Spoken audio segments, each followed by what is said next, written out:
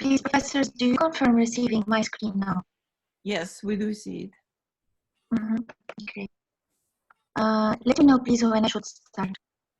At first, tell a few words about yourself, please. Yes, of course. So my name is Miriam, and I am a second-year student, PhD student, specialized in innovation management in HSC St. Petersburg. So my professor, my scientific advisor is Professor Yelena Rogova. I have done a master degree in HSC in finance, and currently I am second year, as I said, PhD student. So today I will be presenting my work till the level which I came to, because of course I still it's not finished yet. So my topic is corporate venture capital strategies in open innovation ecosystem.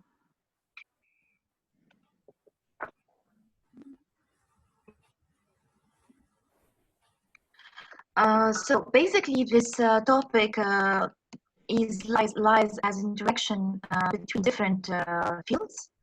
First of all, strategic management, also decision science, and behavioral economics. So in this topic, I am interested to present to present the corporate venture capital metrics. How the manager in corporate venture capital are choosing their metrics when they are collaborating with startups. When corporate venture capital go to invest in startups for a specific purpose, which is innovation. Here I am going to study basically the open innovation strategies. Here are the research questions, first of all. So the first research question is how managers in corporate venture capital are selecting and choosing their metrics in order to better measure the open innovation project when they have to go to invest and collaborate basically with startups. And we will study their preference depending on the chosen metrics and also on the level of the degree of innovation. The second thing is what's the relation between the type of innovation strategy and the rationality of managers. So basically, I will study the decision making of the managers when they have to choose their metrics and to see whether they are making a rational choice or not. So here also I will be working with the rational choice theory in order to test the rationality of the managers. So just a few words about the open innovation. The open innovation, first of all, was presented by Schesbord in his work in 2003. This is kind of an answer or disagreement with Schumpeter, the basic model of innovation.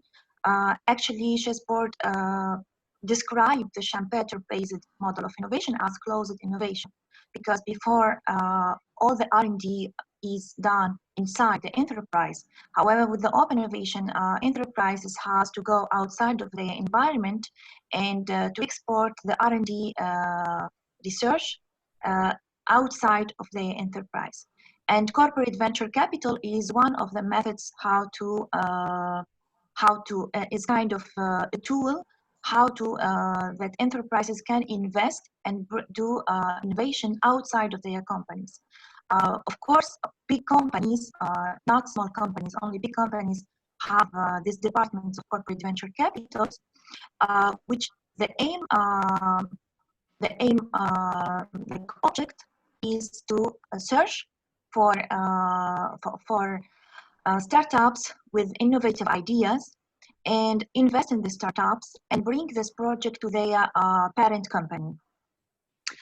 Based on the definition of Schesbord, open innovation is a paradigm that assumes that firms can and should use external ideas as well as internal ideas and internal and external paths to market as a firm look to advance their technologies.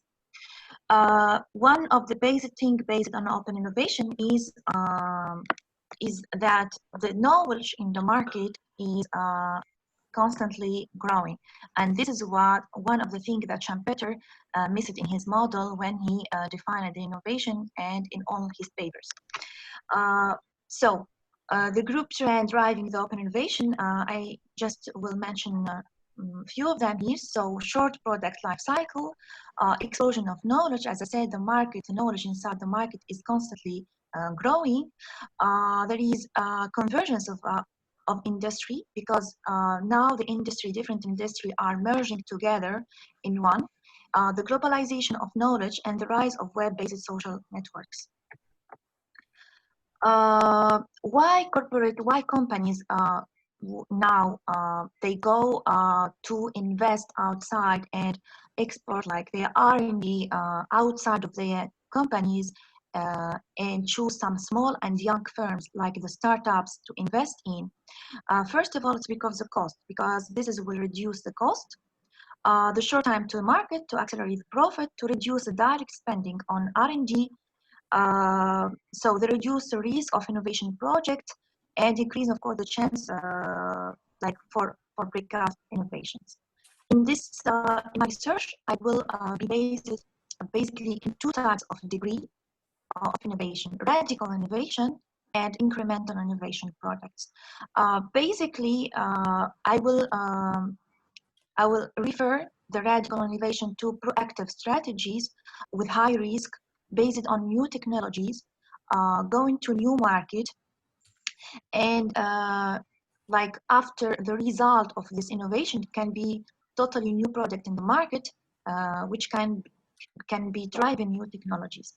The incremental innovation is just the company will improve its products, but it will not lead to totally different product in the market. So there is no high risk, and it will be always based on all technologies.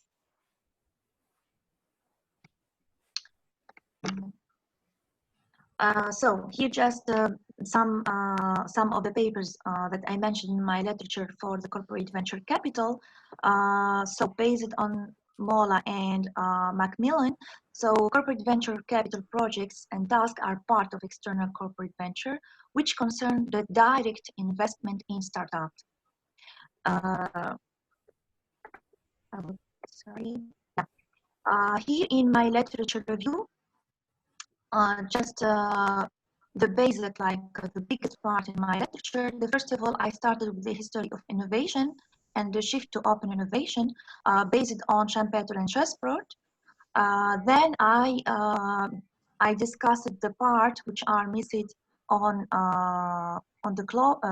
open innovation and the challenges, and why it's one of the points why I am doing these studies, because choosing the metrics in when companies go to collaborate with other companies with an external unit, invest in and bring this project to their parent company. This process is not obvious for managers, of course. The corporate venture concept and use, and then regarding my second research question regarding the rationality of the managers, I discussed the prospect theory and the rational choice theory. These are my hypotheses. The first one, that there is no relationship between the type of open innovation strategy and the category of used metrics, because I will be using a different category of metrics. I will explain them later on. The second one, that managers make rational decision on the selection of open innovation metrics. And the third one, that there is no relationship between the strategy and the rationality of the managers. Here, just some summary about the rational choice theory, which state that individuals use rational calculation to make rational choice to achieve outcomes which are aligned with their, of course, objects. The base assumption of the rational choice theory are the completeness of the alternatives and their transitivity, which means that I will explain also my alternative in this research. If I have, for example, two alternatives, I have the manager or the decision maker can make the choice between two alternatives. So if two alternatives in the set, either the first is referred to the second, or the second is referred to the third, to the first. The transitivity, if I have like three choices, the decision maker can prefer one, if he prefer the first to the second and the second to the third, so is basically choosing, preferring the first matrix in my case to the third. The limitation of this theory was by Herbert Simon, who suggests the new term or the new theory of bounded rationality. I talked also in this research about the bounded rationality by Herbert Simon, who got the Nobel Prize. But we will not be testing the bounded rationality in this research. The methodology of my research.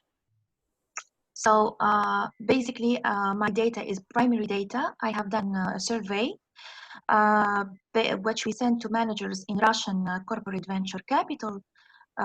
We try to find as much as corporate venture capital, because the structure maybe it's not well defined or exactly the same as, for example, in European countries. But of course, there is venture capital, but still venture capital are different in their organization structure to corporate venture capital.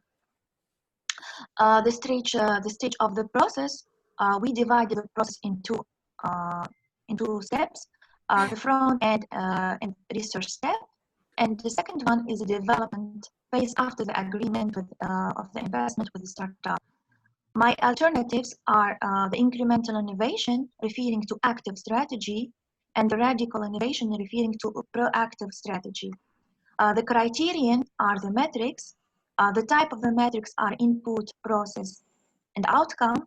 The category of metrics: market metrics, financial and strategic management. The number of managers or corporate venture to invite to this research. Here just some numbers of my population.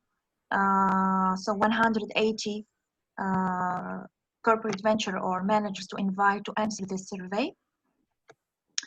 Here just as an example, like just a part of my survey, how it looks like. So here we will ask managers, we had set all the potential metrics that managers in corporate venture capital need to use. But still, of course, not all of them will choose the first one. So we will ask the manager to give a score to each matrix, which is a criterion, depending on the alternative, which is the strategy, which is the incremental, whether in incremental innovation situation or in radical innovation strategy or situation. Here are the questions that we asked.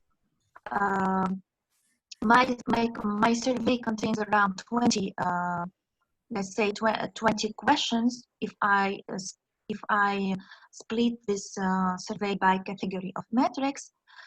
If you are planning an incremental innovation project in collaboration with startup, how would you rate the metrics of each category during the research phase according to their importance? And in the second phases during development, we ask different questions depending on different potential metrics in input, in process, and in output. For the first hypothesis that there is no relationship between the type of open innovation strategy and the category of the used metrics, we will be using regression analysis based on the total scores given by in each alternative, whether in incremental strategy or radical strategy. Of course, based on like studying with the category of the metrics. The second hypothesis that managers make rational decision on the selection of open innovation, we will test the two assumptions that rational choice theory mentioned, the transitivity and the completeness of these metrics. The first one, that there is no relationship between the strategy and the rationality of the manager. We will do correlation analysis or statistic analysis in general that measure who prefer incremental innovation can be rational, whether irrational. I don't want to choose to tell now that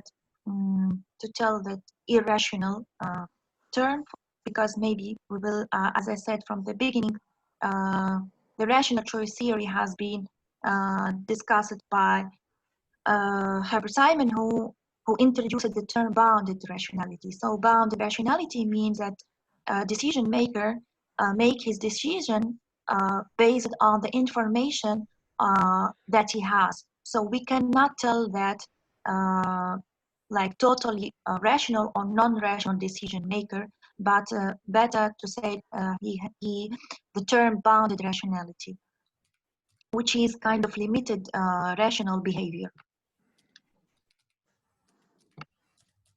The contribution of my research, first of all, of course, this research will extend the open innovation literature because here we are specifying, we are very specific in this research. First of all, we are choosing specific organization, specific type of organization, which are the corporate venture.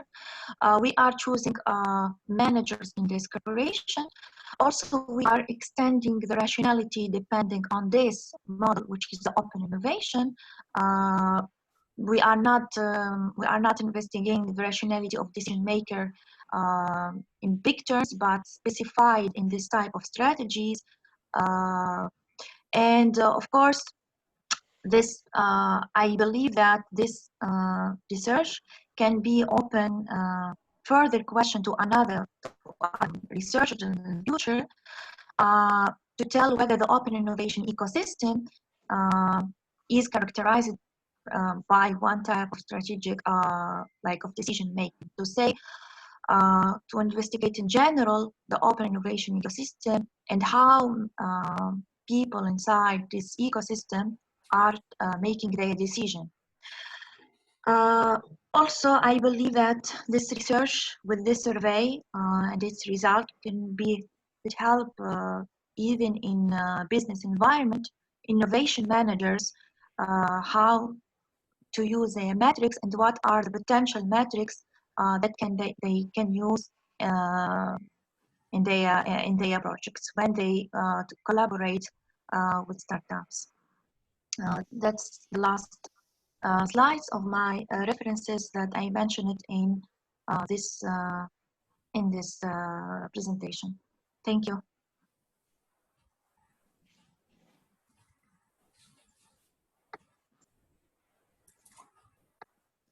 Okay, who is ruling? Who's trying. Ruling the meeting? You? Yeah, I'm trying, because at first we need to maybe to ask a few questions if we have. Any questions from the audience? Yes, I have 5 of them. 5, okay. Yeah. First, why the literature in the list is so ancient? The latest work mentioned is 2010.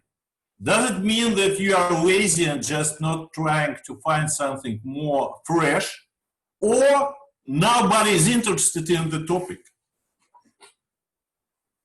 So this is the first question.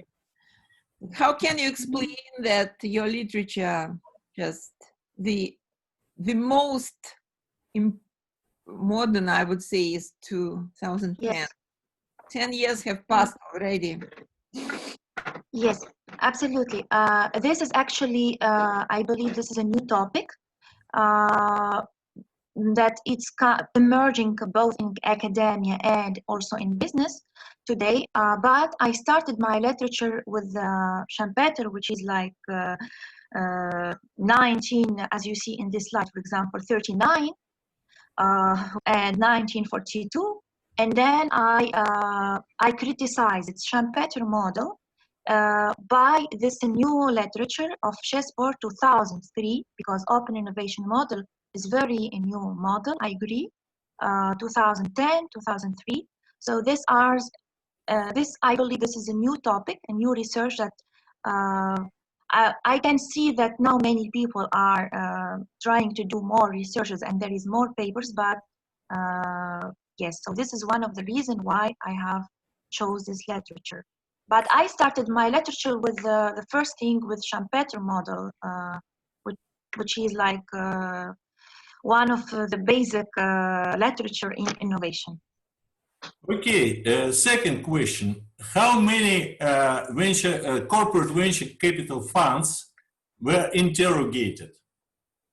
You were to find 180 as you planned, and or no? And what countries they are located? Yes. So I sent my survey to our HSC department. Of course, they said I did the research, a set of like potential companies to send to. There is in this set maybe more than 180, but as I said, all of them Russian. So I will be based on Russian corporate venture capital. But I discussed with my supervisor, and maybe we will not, as I said, maybe we will also target venture capital, not corporate venture capital, because maybe in Russia there is not enough maybe corporate venture capital in terms of the same structure. For example, if I compare corporate venture capital in Germany or I don't know, in United States and in Russia. So maybe I know that venture capital are so many in Russia, but also we find corporate venture capital. So I set maybe more than target potential or the most famous venture in Russia. Then, yes, there is 180 people to invite from this. I still don't know who has answered and who has not, because of this pandemic and so on. So, but my survey now is in HSC department, who will send the survey to Russian venture, corporate venture. Which department? Okay, next question. You know, your results, just summarizing, are saying that people are irrational. It's true. All people are irrational, including the managers of the venture capital fund. But what, in the beginning, what you hoped to get? What result you expected? Because this result means nothing. I am expected to find that the rationality of the managers depends on the environment where they operate. This is why I use it in my title, Open Innovation Ecosystem. And I also discussed a little bit in my literature what I mean about ecosystem. Because the open innovation, there is many players in this system. There is not only the enterprise. There is other markets, other industry, other enterprises, other startups. So it's not this closed system where someone can have the full information and he is certain about what about his preferences and about his choices. So this is basically the studying the rationality in specified environment, which is very dynamic, first of all, and it's not stable and always changing. Okay, I will just limit with 3 questions. Let's go further. Miriam, can you open your model, and because it would be really easier to understand. Okay, thank you. Or this one? No. Which one? The previous. Maybe I didn't get something, who knows, but what do you mean by strategic management metrics? Yes, I can actually open even my survey, because do you see please my screen? Yeah, we do. So this is kind of my survey. For example, depending on this, I also been advised in other seminars to choose in my survey the form that, not to invent like a new form, but to be based on some other forms of survey, like to give them, I mean, not the same questions, but basically kind of this form exists already. So by strategic management, what I mean, I choose many potential metrics that maybe this manager are using, maybe not. As for example, the degree of freedom given to manager to establish their research with the core business, the time to start. In process metrics, here I choose it the degree of interaction, which is the depth of community interaction with the startups managers. The strategic fit, it means how much this new project, this new innovation project is compatible with the existing solutions of the parent company of the venture. For example, the knowledge generation, because it's important also as the number of interesting suggested ideas that emerge during the workshop. As for example, output metrics here, I choose it the originality, like the customer benefit from the innovation provided, or for example, here like increase in corporate innovation culture by the open innovation project with startup. So here's some of the things that I'm choosing. Okay. And I'm a little bit surprised that you do not measure the management styles, which is really very common in managerial literature always. And the second Sorry, management styles.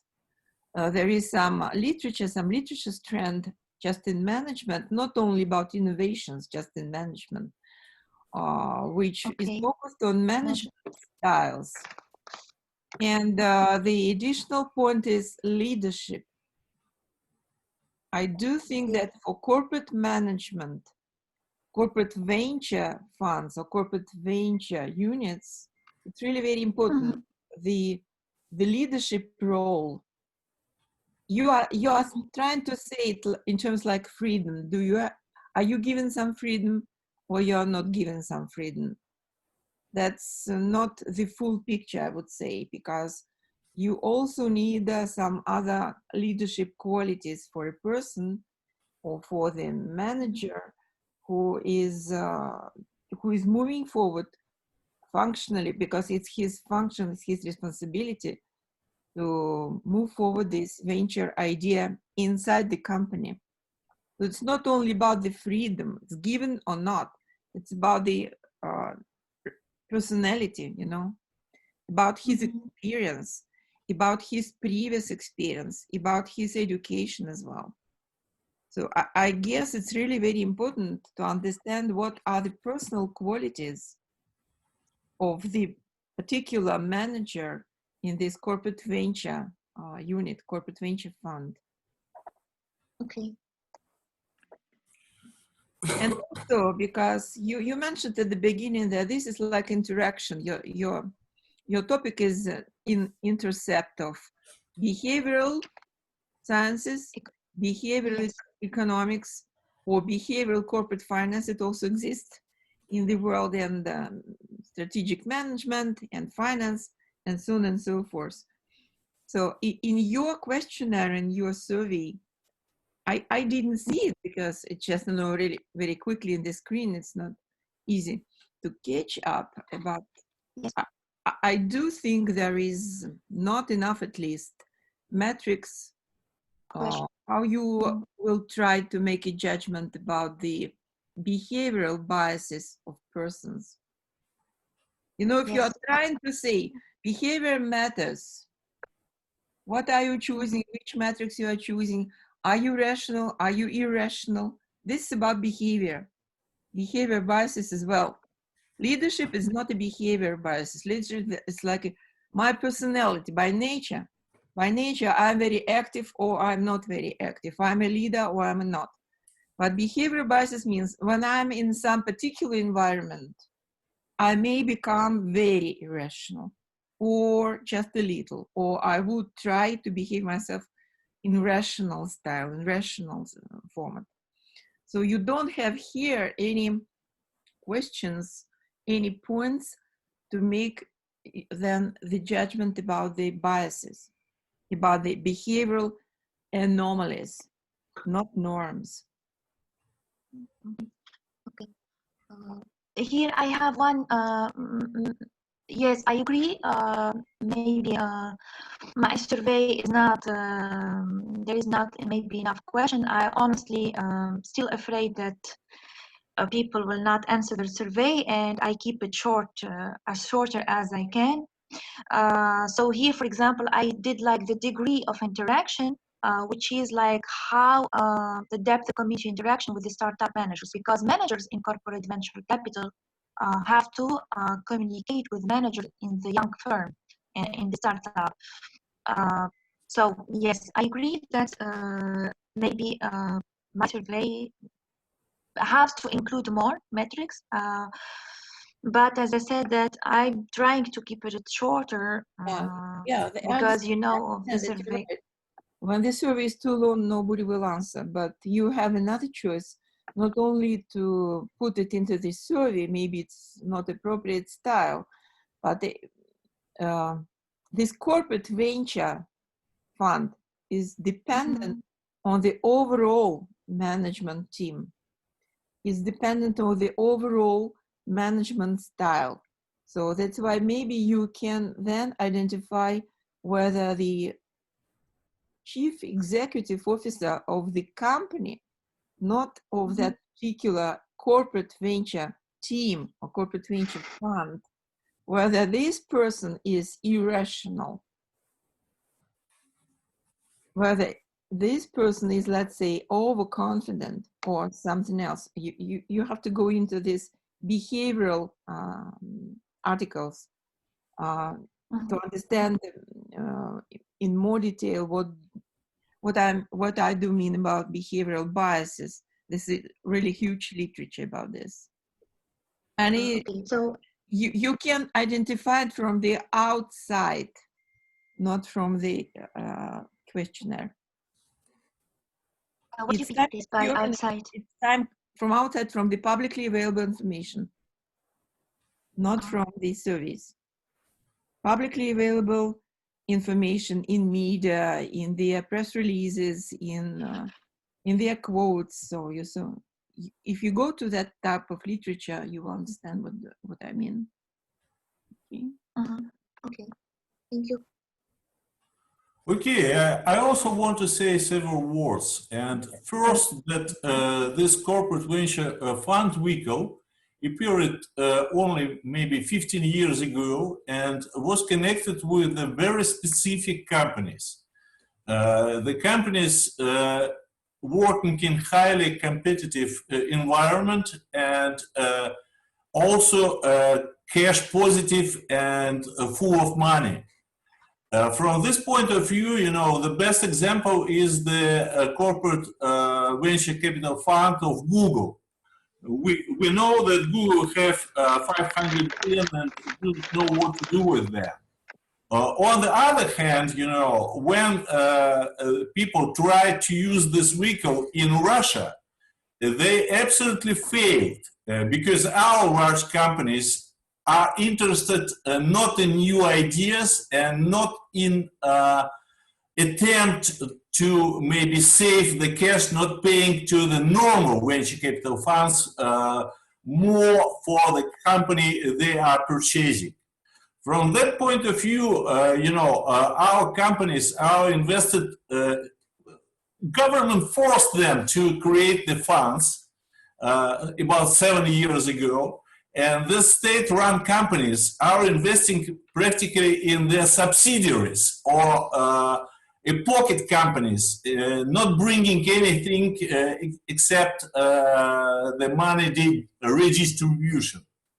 And not occasionally, only in December, you know, 3 main venture capital managers in Russia visited our president, Mr. Putin, and they told him this idea of the venture capital funds on the corporate level is absolutely red and maybe unneeded in Russia. They propose to create not the venture capital funds at the corporation, but the funds of funds.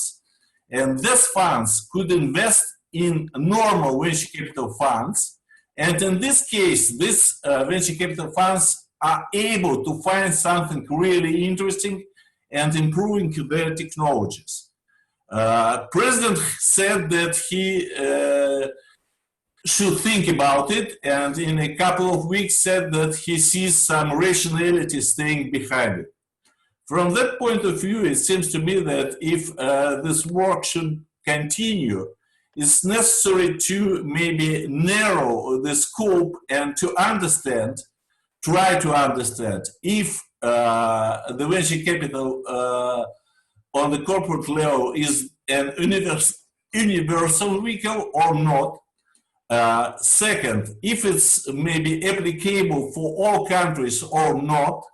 And as I know, in Russia, there is something like less than 15 corporate venture capital funds. And I think that from that point of view, the results couldn't be representative because it's too small amount of the companies researched. From that point of view, it seems to me you should maybe rethink the basic ideas of this work, just to maybe make it more close to the Russian realities and the practice which already could be found in the last 5-7 years. Thank you. Thank you. Yes, I agree that, as I said, that this is why I included, I discussed this point also with my advisor, Professor Yelena Rogova, because yes, corporate venture capital, as I said, there are different in Russia from European corporate venture capital. I also, this is why I included venture, not corporate on the corporate level, but funds and venture capital. But why I should also open innovation, because I also saw in Moscow you have a forum that is also financed by the Russian government, which is Open Innovation Forum. It's held now every year or every 2 years, I think. Where the Russian government comes, and there is many also companies, whether small companies like startups or venture. Unfortunately, I couldn't attend this forum this year in Moscow, but I will try to attend it. So I think that even the Russian government, I think, is interested in this open innovation, because it's really big forum which is held in Moscow. It's not even a small one. Okay.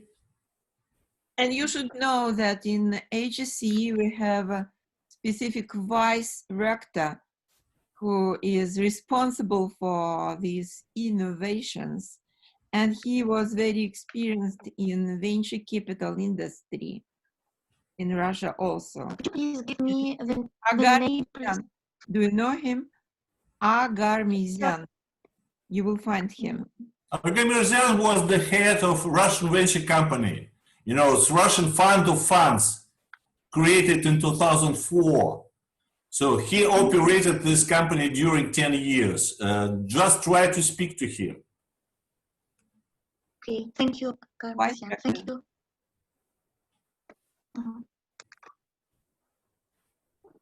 Okay, anything else? Thank you so much, Ivan. I know you need to go to some other meeting. Okay. Okay, thank you. We wish success to Miriam. Thank you so much. Thank you so much for all your comments. I really appreciate it. Thank you so much, and I will discuss all your questions with my scientific advisor. Thank you so much. I am in venture capital industry starting to 92, it seems to me, and my telephone number is widely accessible, so no problem. You could call me, you could ask me questions, please. You are invited. Thank you. Bye-bye. Thank you so much. Have a nice day. Bye-bye. Thank you. Okay. now we have to switch to the second part of our today's meeting, which is focused on emerging markets. So when Miriam leaves, then we need to give the floor to Maria Yevdokimova. Maria, do you hear me? Yes. Yeah. Hello. Good Okay. morning. Good morning. I'm starting presentation. Okay. Do you see my screen? Okay. So good morning, everyone. My name is Yevdokimova Maria. I'm second year PhD student in School of Finance from HEC in Moscow. My supervisor is Anastasia Stepanova, and topic of my presentation is Directors and Top Managers' Propensity to Innovate and Investment Horizon in Developed and Emerging Countries. One moment. I'm going to explain motivation and design of my research, present literature review, hypothesis and testing results obtained and planned. Let's start with some descriptive statistics. On the first graph, you can see unstable return on assets dynamic in developed and emerging countries. However, the second graph shows stable growth in amount of research and development expenditures. This controversy makes me think who and why make decision to increase R&D expenditures in case of unstable return on assets. Based on literature reviewed, I found that board of directors and CEO have clear decision-making power in regarding R&D expenditures. So there are some interesting questions. First of all, what board characteristics are important for R&D expenditures amount? Whether can CEO push investments again, board of directors? And the most interesting question in frame of my research is decision-making power distribution between board of directors and CEO. And the last but not least question, it is regarding determinants of return on R&D. So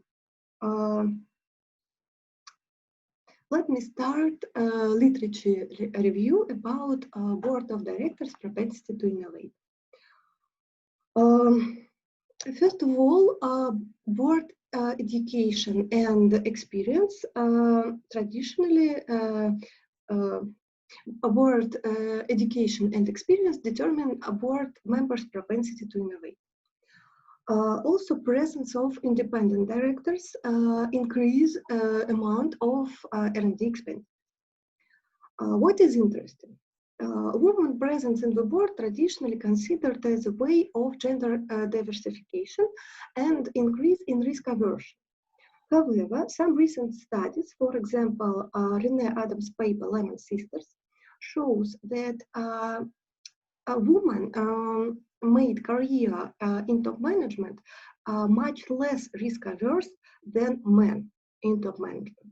So that's why it's difficult to predict sign of this variable. Also, similar double effect, director's age can occur. On the one hand, all the directors have lower motives to invest in long innovative projects, as we will consider him as rational economic agents. On the other hand,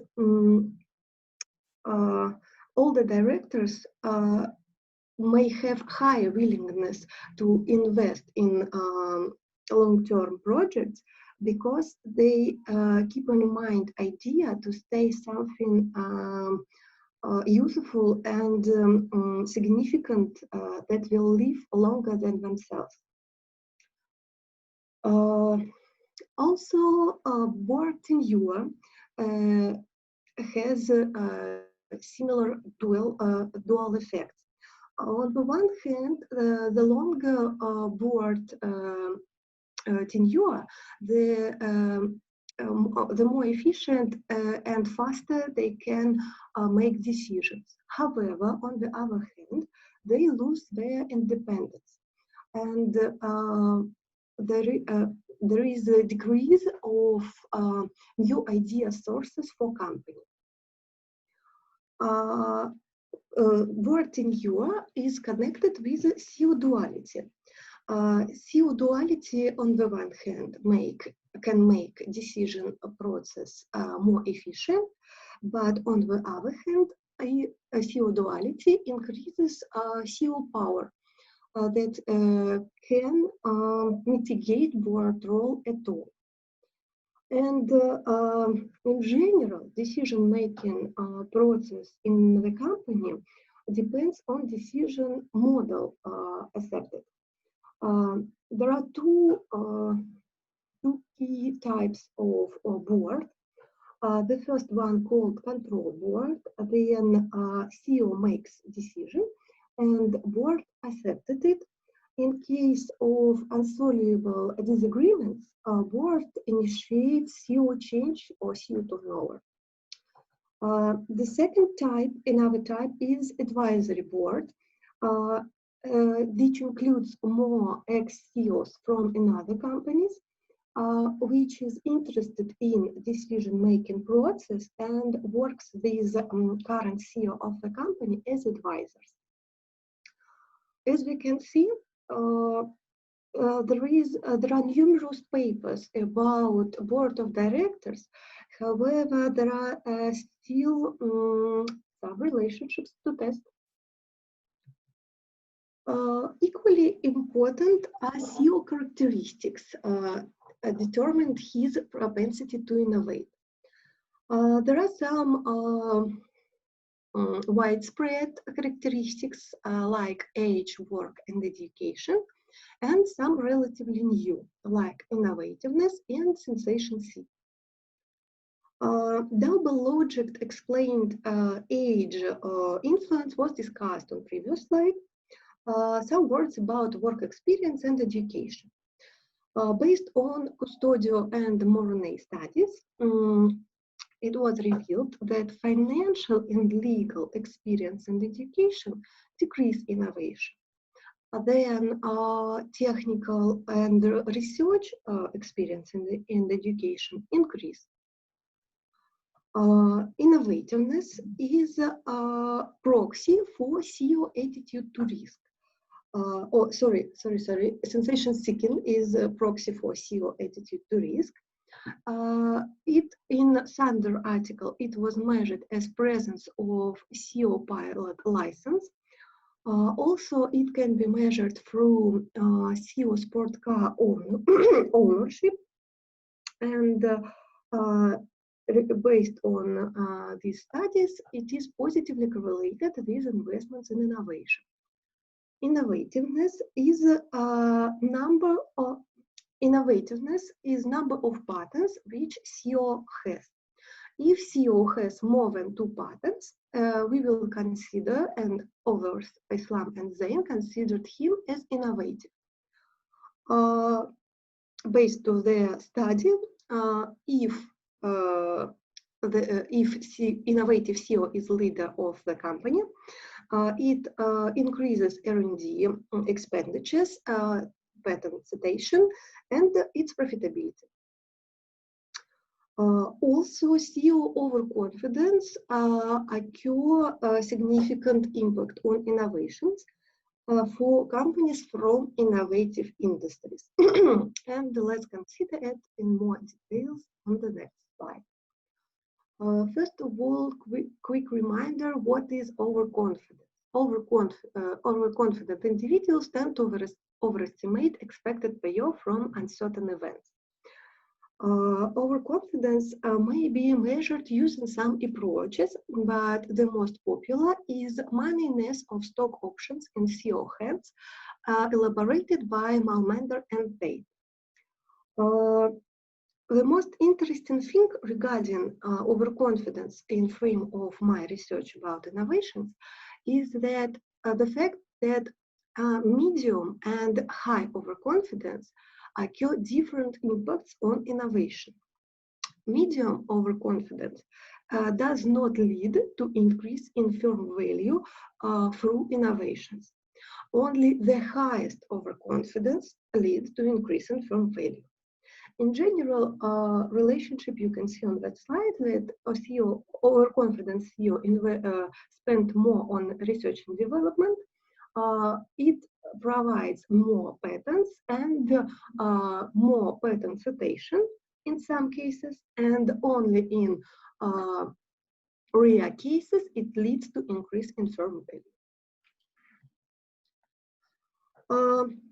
Based on the literature reviewed, there are three groups of hypotheses on the slide. The first one is about a board of directors' propensity to innovate. That average board age, presence of women and independent directors in the board, CEO duality and board tenure occur significant influence on R&D expenditure. The second one, that CEO personal characteristics such as age, education, work experience, overconfidence, and innovativeness significantly impact R&D expenditures. And the last but not least, that there is an inverse shape relationship between company profitability and R&D expenditures based on article written.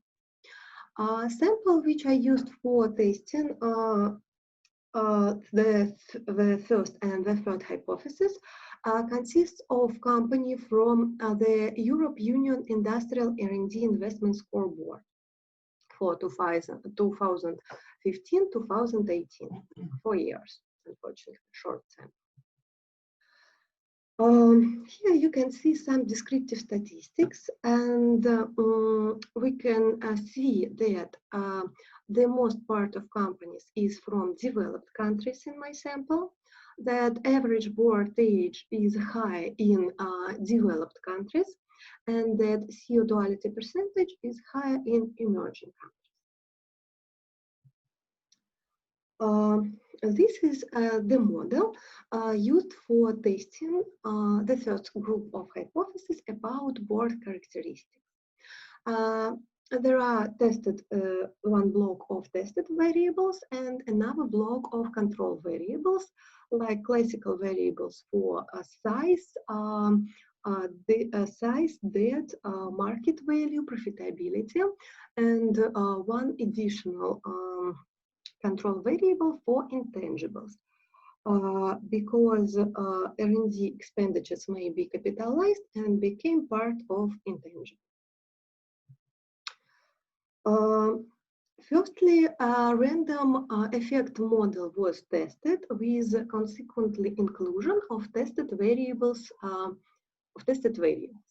It was obtained that average board age, a percentage of women in the board and independent directors in the board are significant and increase R&D to assets. Also, you can see that in developed countries, average level of R&D is higher than in emerging. CEO duality and board tenure are not significant on this step. After this, Hausman test shows that fixed effect model is better, and you can see it on column 1, this one. Results are quite similar, so but unfortunately, such in time invariant variables as developed dummy for developed countries, number of independent directors in the board and board tenure was excluded from estimation. That's why we used Hausman-Taylor estimation. Column number 2, there you can see that CEO duality is not significant. Developed, according to results, developed countries has higher R&D expenditures than emerging from my sample, and that independent directors presence of a percentage of women in the board and average board age increases R&D amount, but board tenure decreases. This is a final model for a final result for this model, and it may be connected with some literature. The next model which I tested is dynamic model to check inverse shape relationship between R&D and profitability. Profitability measured as ROI in this model. It also may be tested with ROI. Initially, lack of R&D to assets and squared lack of R&D to assets were consequently included into model. It was both significant but negative. Also, there was an idea to include market to book ratio as a proxy for market estimation of this company and maybe possible its possible development. However, it was found that there is a correlation between return on assets and R&D to assets. However, R&D expenditures and return on assets were not correlated by itself. So it was decided just to choose another variable instead of total assets, and we divided R&D to total equity.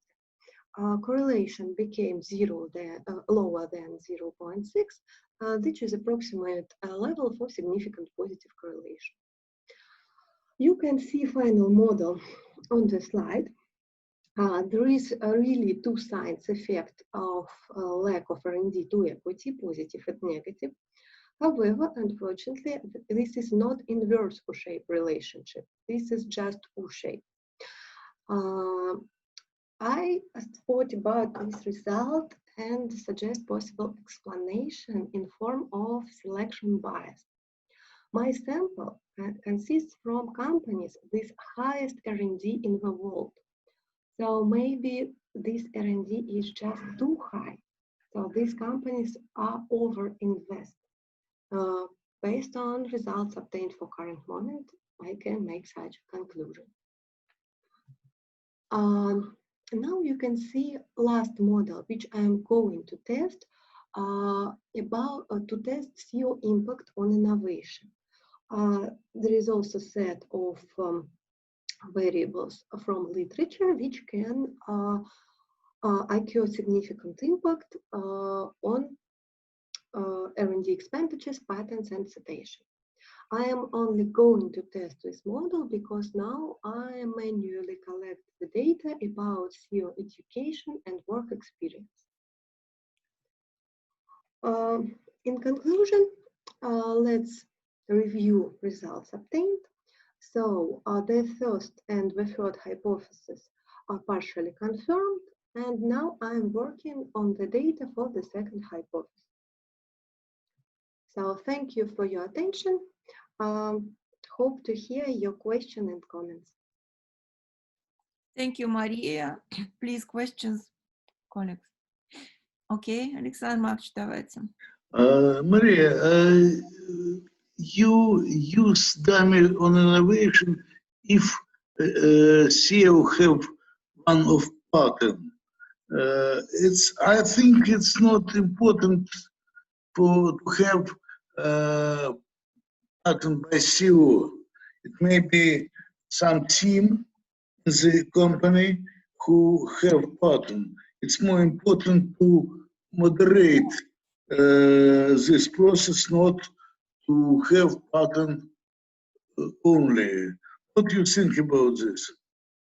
According to the article which I presented, they show that Islam and Zain, yes, that if company innovative and want to increase its profitability from their innovations, it's usual widespread practice to invite on the CEO role manager, ex-manager of such innovative team. So if this manager worked, I don't know, for example, in chemistry area, he may become CEO of some oil innovative company, or biotechnological or something else. For example, Steve Jobs have a great number of patents according to the data. And if CEO understand innovative process, understand necessity of additional investment, he may manage better. So there are possible problem with patents and innovative CEO that he can overinvest, to be honest. This is also a problem which is noticed in the literature. But that's why I am interested in my research in the relationship between CEO and board. Because based on the literature, overconfident and innovative CEO, and which has a pilot license, is the best CEO for innovative company. However, such CEO will overinvest, and it means that such CEO will need some control, sometimes some mix of control and advisory board, maybe even advisory, which will push him back, which will save company from unpredicted volatility. Okay, thanks. Other questions, please? Okay. I was assigned to make a review of your. Sorry, I have a question. Yeah, please. Maria, depending on the accounting regulations in different countries, research and development cost can be recognized either to expense or to assets, and accordingly affect current profit or future profits. How does the study take into account the different approaches to treatment of research and development? You know, now I am thinking about maybe mix as explained variable of R&D to total assets and natural logarithm of intangibles. To add a natural logarithm of intangibles was my personal idea because of small knowledge in accounting, because I really understand that these two things but to be honest, this is not the fully correct solution. Yes, I just control for intangibles. So what I do, I thought that if you in past capitalized some part of R&D, okay, we will know that you are more innovative. You spend more on intangibles. Yes. But, in good case, now I'm working on sample which will contain observations for 8 years, because I need longer sample to test more of R&D. So I will check how, because this is about solution for current year, but we understand that innovation is a very long procedure. And we need to check intangibles and R&D dynamic for some years. No, at minimum for 5, I think. Yes. Better for 15, to be honest. Yes. Some development maybe such long and profitable, because during long innovative project there will be some products which may be sold to customer.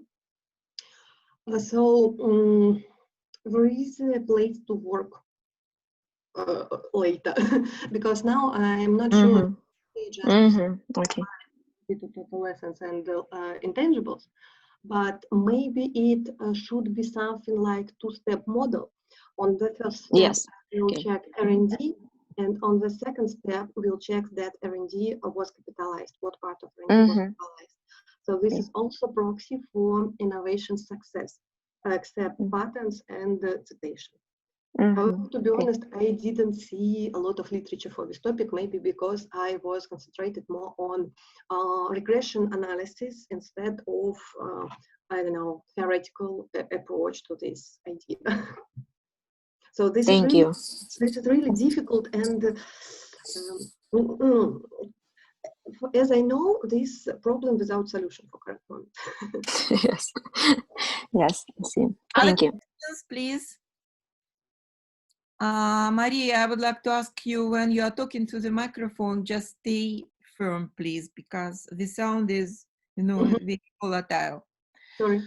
If we don't have some other questions, then I'm going to make some comments. I would like to say first that it was very difficult to understand your slides. You have to think hard before you put something on the slide. If you put too many tables, which some of those are intermediate, some are final. So what is the role of these intermediate slides? If you are not providing the explanations in the slide, if you are giving too many data in the table, and it's not easy to understand because you didn't give any text, right? But this is technical comment. What I'm going to say you that, to my opinion, you do not still have the topic itself, because it's really too broad. It's about everything. You want to understand the role of two big, very complicated bodies, the board of directors and the CEO and the executive, on the very unusual area, how they impact innovations and propensity to innovate.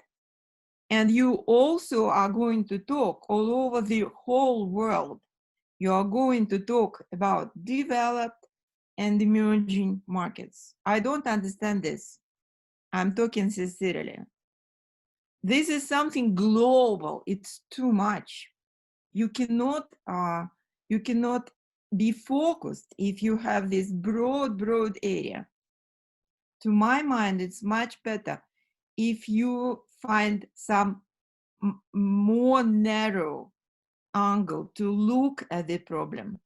If you focus, let's say, on CEOs and it's his or her propensity, or boards, or if you then focus on developed or emerging markets, because what I'm showing now, it's like, you know, it's about everything.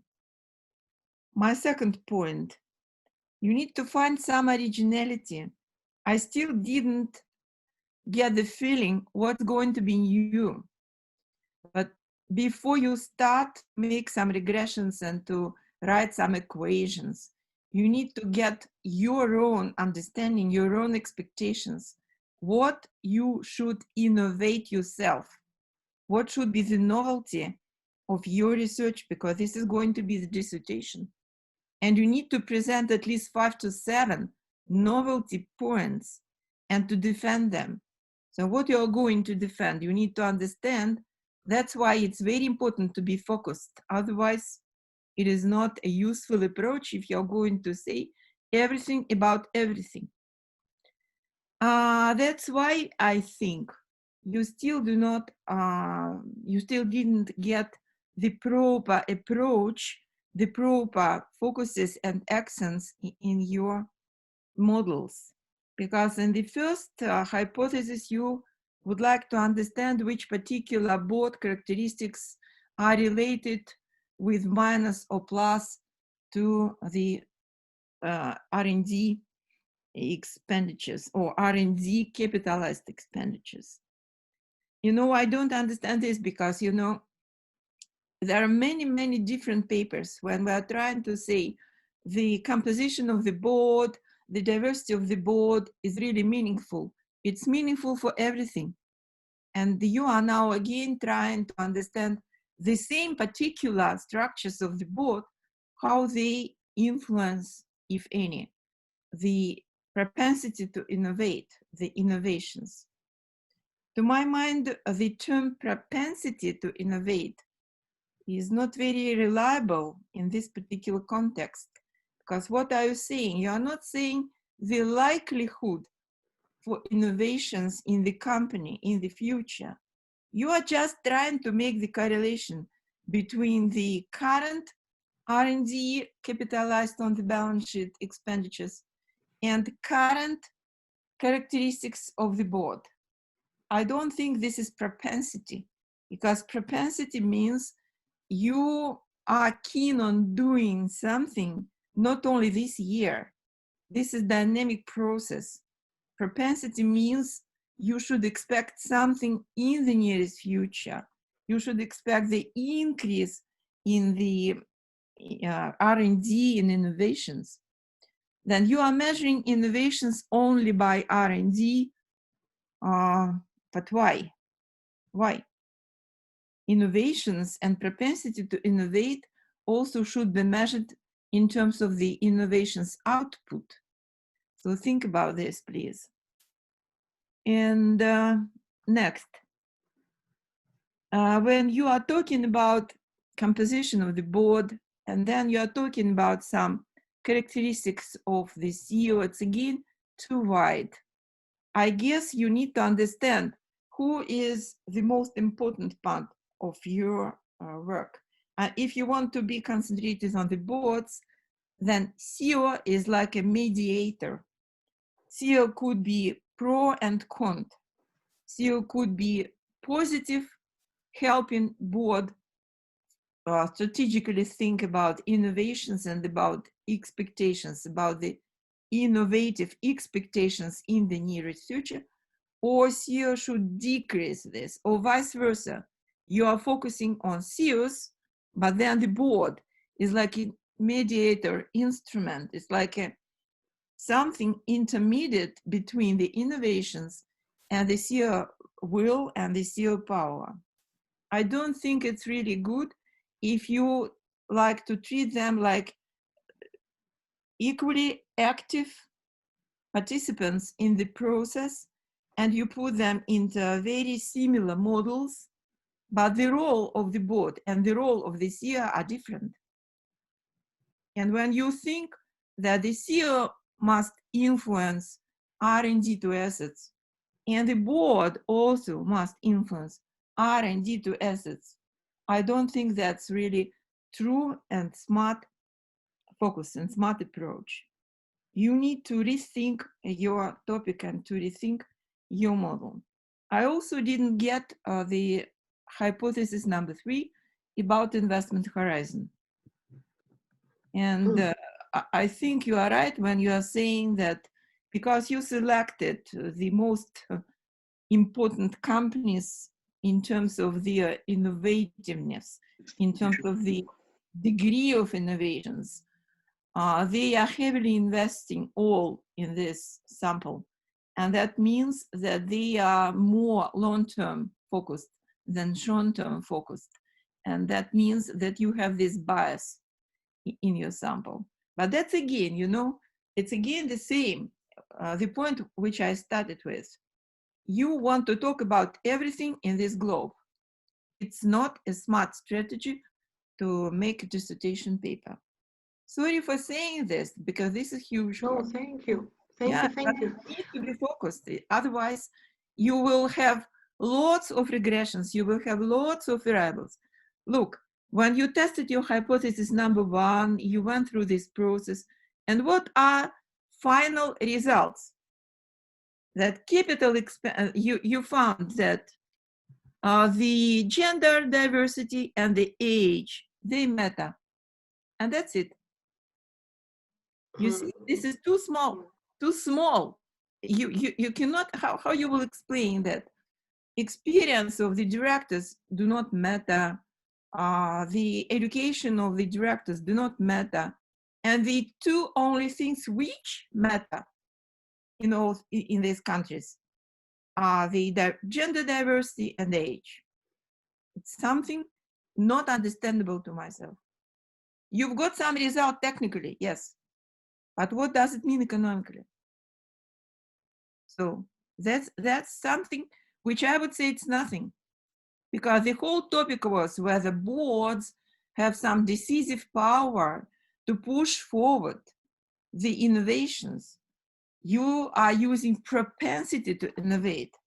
And what matters?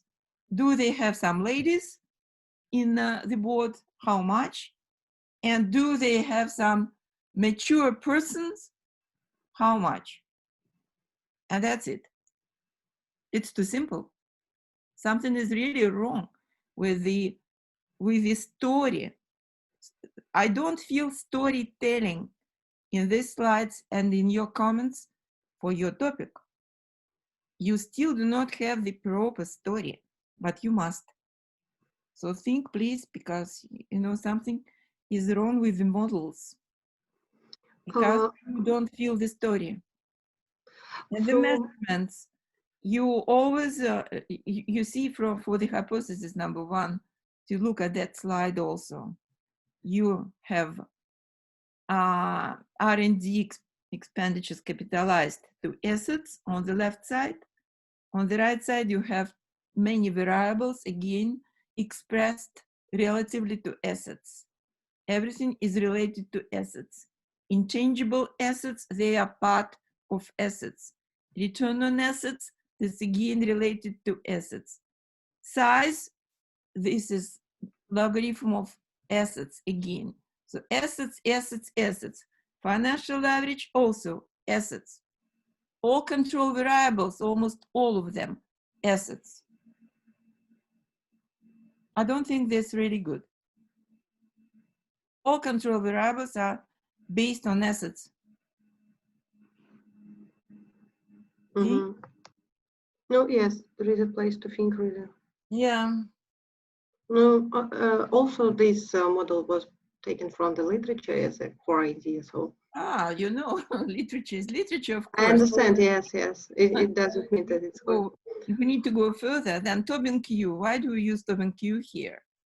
So what's is proxy control for Tobin Q? Is a proxy for opportunity to grow.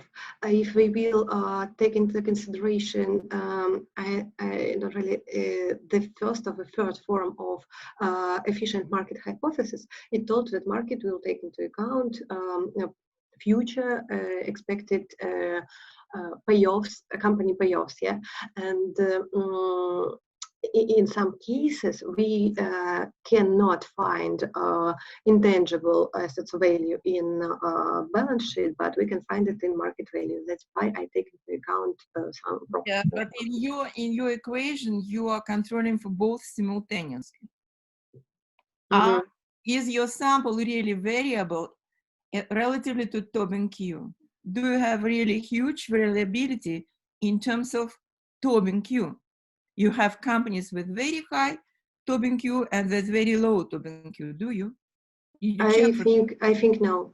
I think no. It all has rather high. It's not really variable.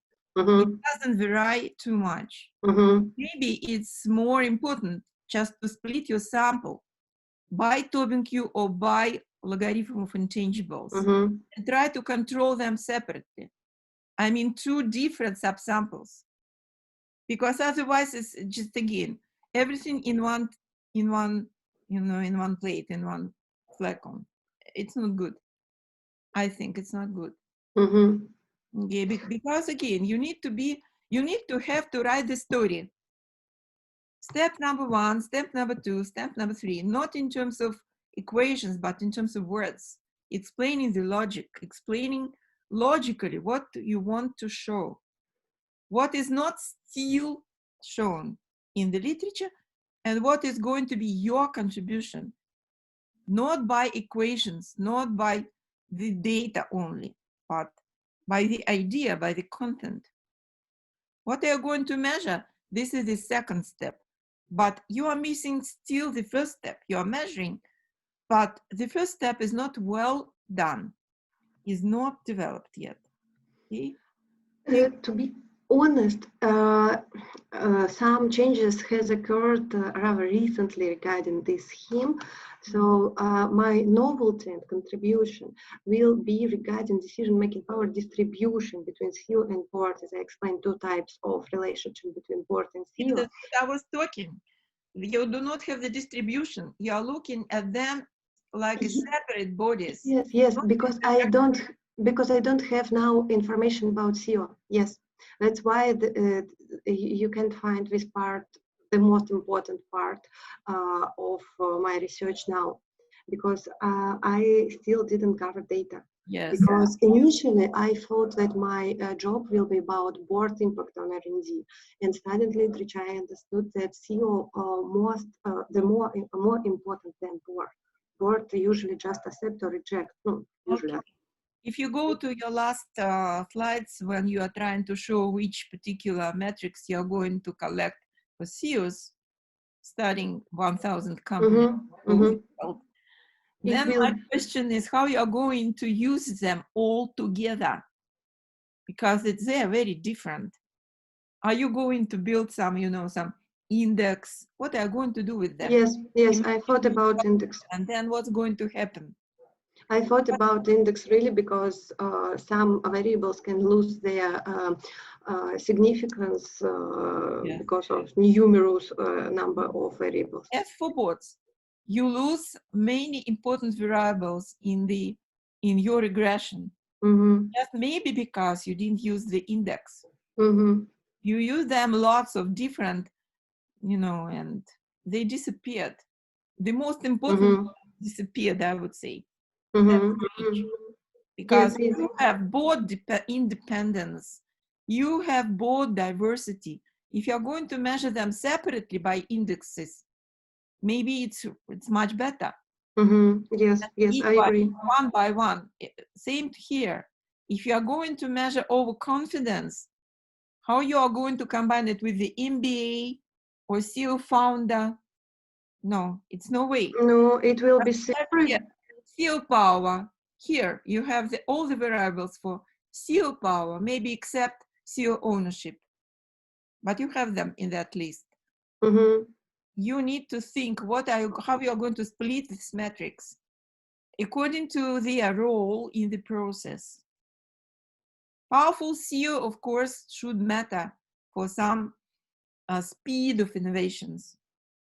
The power of CEO should impact the innovations, right? Then the educational background, experience of the CEO before, so on and so forth, this innovativeness that you explained, measured by the number of patents that CEO already had.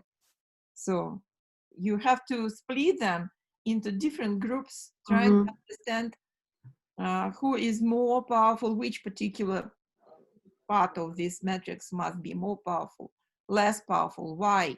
You need to find that literature, the whole story, the explanation, logical portrait, bearing in mind that boards are not equal to executives, totally different roles. Boards are about the strategy. Boards are about the future.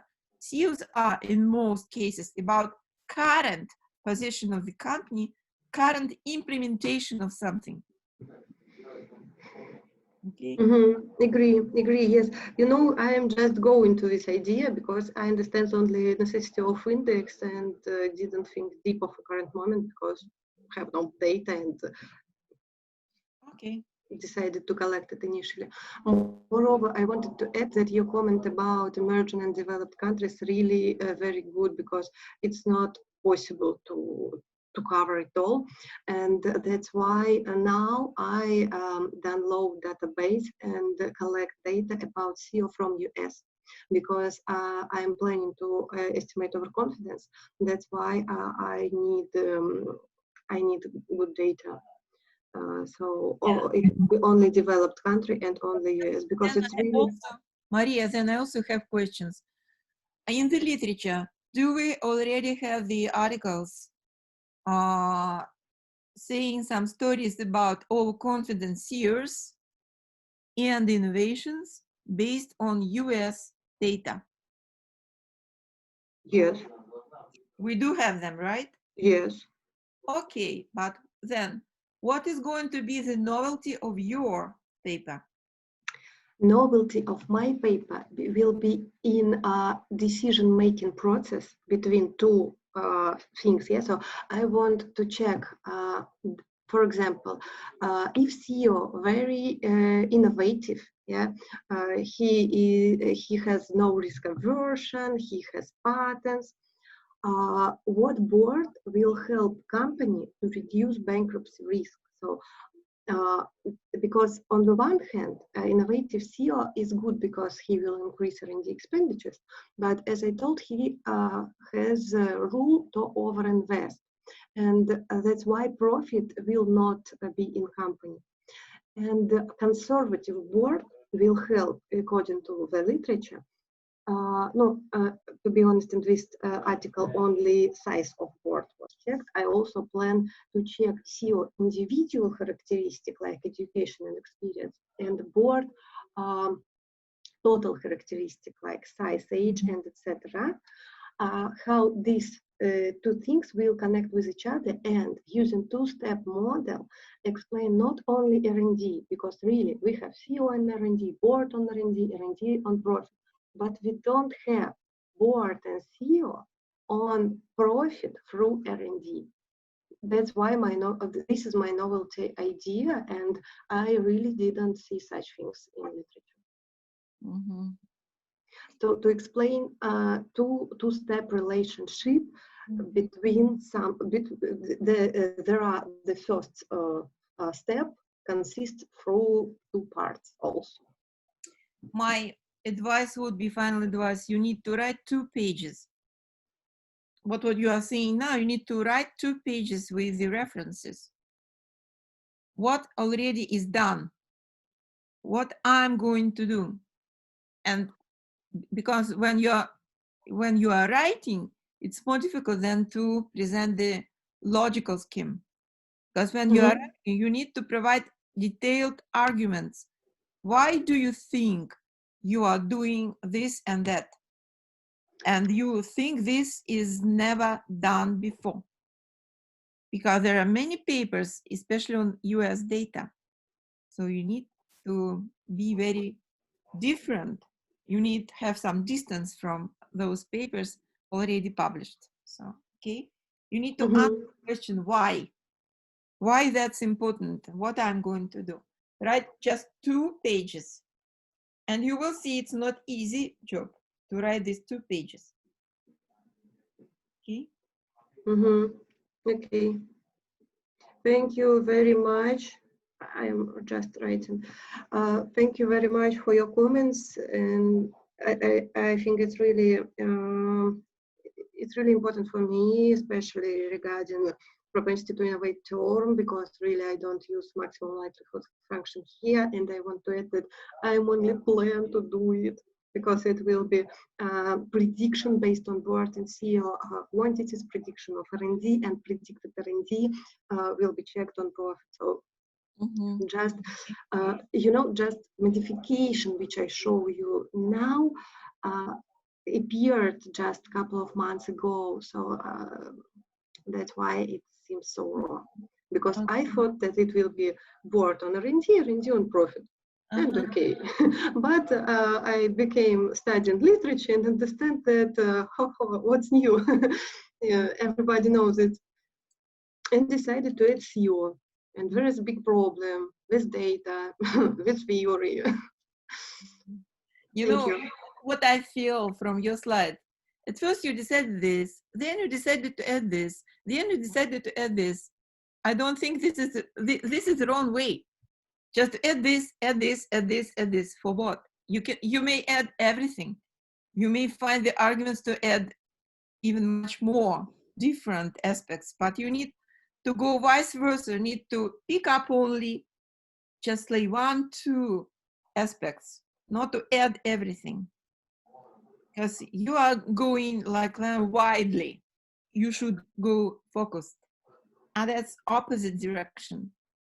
He tried to write these 2 pages in words, not in slides. Okay. Thank you very much. So, please, next one is Hamza Ekorid, again from St. Petersburg. Yeah, Hamza Akorede. Wow, sounds well. Okay. I'm in Africa now. No, I'm in St. Petersburg now. Oh, really? Yeah. Good. But you have the picture behind you. Yeah, I just Doesn't look. It's just a simulation. It's not real. No, just forget the picture. Okay, so let me. You say a few words about yourself, please. Okay, so my name is Hamza Akorede. I'm a first year student from HSC St. Petersburg. And I'm studying innovative management. And you are from which country? Nigeria. Nigeria. Wow. Yeah. Okay. Musa, do you hear us? You have already. I can hear you. I can hear you, Professor.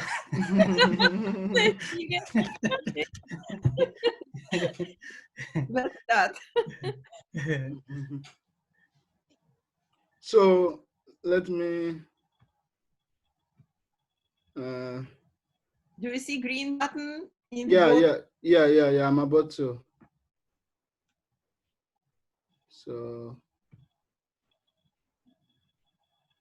So can you see my screen? Yes. Okay.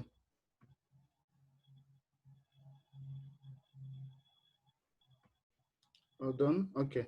So I said I will not introduce myself since I've done that. So today I would like to start present my topic, which is titled Impact of Intangible Asset on Corporate Performance, an Emerging Market Case. However, this is a working paper, so please bear with me. I've made some changes recently. So this is just like what I did, but I've done some other changes. So to start with, let me start by talking about the structure of my presentation. So I will start with the introduction. Then I will talk about the existing research gap, which will also allow me to talk about the purpose of the studies. Then my hypotheses, then eventually my research design, key findings and discussion, then my main contribution and the limitation of the research.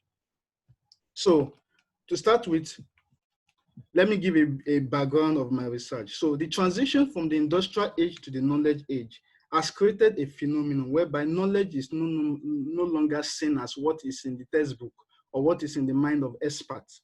Instead, knowledge is now seen as a form of energy, a facilitator, a platform that allows companies to transition from point A to point B. So although the desire to achieve microeconomic growth and development led to the creation of the knowledge economies.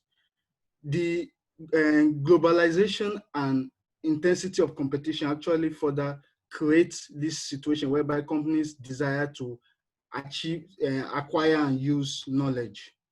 However, according to the resource-based theory, resources that are rare, valuable, and difficult to imitate would best guarantee long-term financial success of company. This has made many researchers and academics alike and practitioners alike to view intangible assets as a key knowledge that is capable of influencing corporate performance positively. Moreover, intangible assets are currently seen as key source of knowledge creation and innovation. So the definition of intangible asset in this research will be: intangible asset is an identifiable non-monetary asset without physical substance. So moving on to the research gap. Several researchers have studied the impact of intangible asset on corporate performance, often achieving different results. Some research shows a positive impact of intangible asset on corporate performance. Others shows that there is no significant impact. And one research that I have seen showed that there's actually a negative impact of intangible assets on corporate performance. Now, why is this the case? The reason for this mixed results, or should I say the reason for the inconclusiveness in the impact of intangible assets on corporate performance, can be attributed to the following. First of all, developed countries and emerging countries have not fully embraced the knowledge age. So their investment in intangible assets is still quite very low. So some studies study advanced economy, mixed and developing economy and emerging economy. So this creates a difference in results. Another reason for this difference in results of intangible asset on corporate performance has to do with the level of competition in developing and emerging economies. And it's a known fact that competition actually drives innovation. So this reduces the incentive for developing and emerging countries to invest in intangible assets. Based on this background, it is the hope of this research to fill in this gap by providing new evidence on the impact of intangible assets on corporate performance in the context of an emerging market, to be specific, Nigeria. Why did I use Nigeria in this research studies? This research study used Nigeria because Nigeria is an emerging market. It actually acts huge potential and is often regarded as the giant of Africa due to its potential, as I said before, and its huge population. Moreover, over the last decade, Nigeria economic growth has been on the rise, has been increasing at 4%, which is higher than most of developing economies. So studying a country like Nigeria could actually provide useful information as to what is the impact of intangible assets on corporate performance on an emerging or developing country perspective. So let's move on. Sorry. Okay, so the hypotheses for this research were constructed as follows. There is a positive significant impact of intangible assets on corporate performance. The impact of intangible assets on corporate performance is not the same across sectors.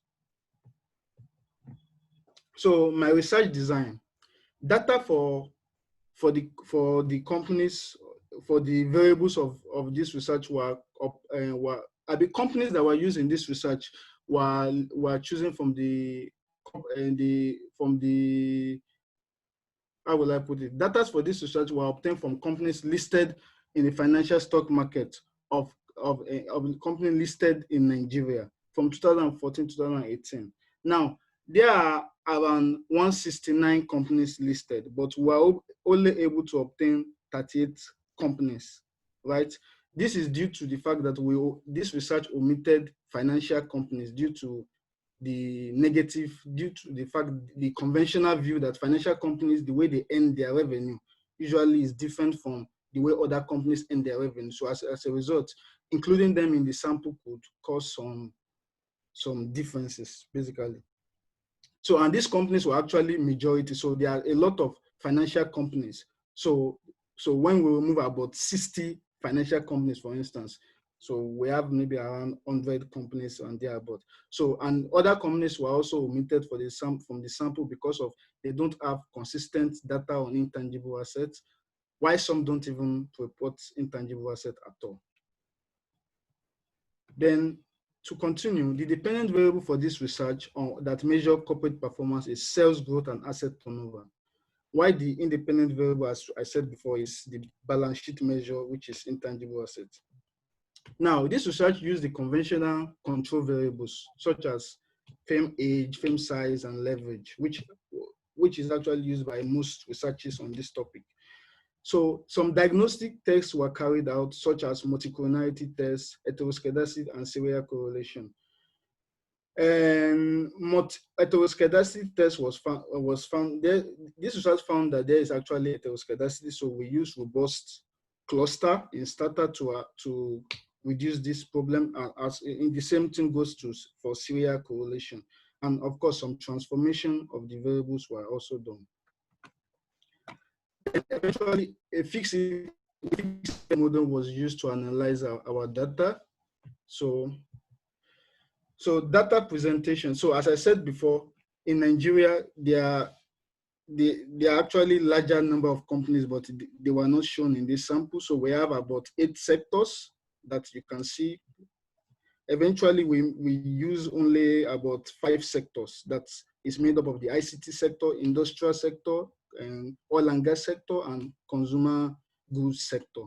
So out of the 38 companies, we see that the service sector is the highest, containing 34% of the 38 companies. Consumer goods follow with 21%, and oil and gas, together with industrial sector, hold 16%.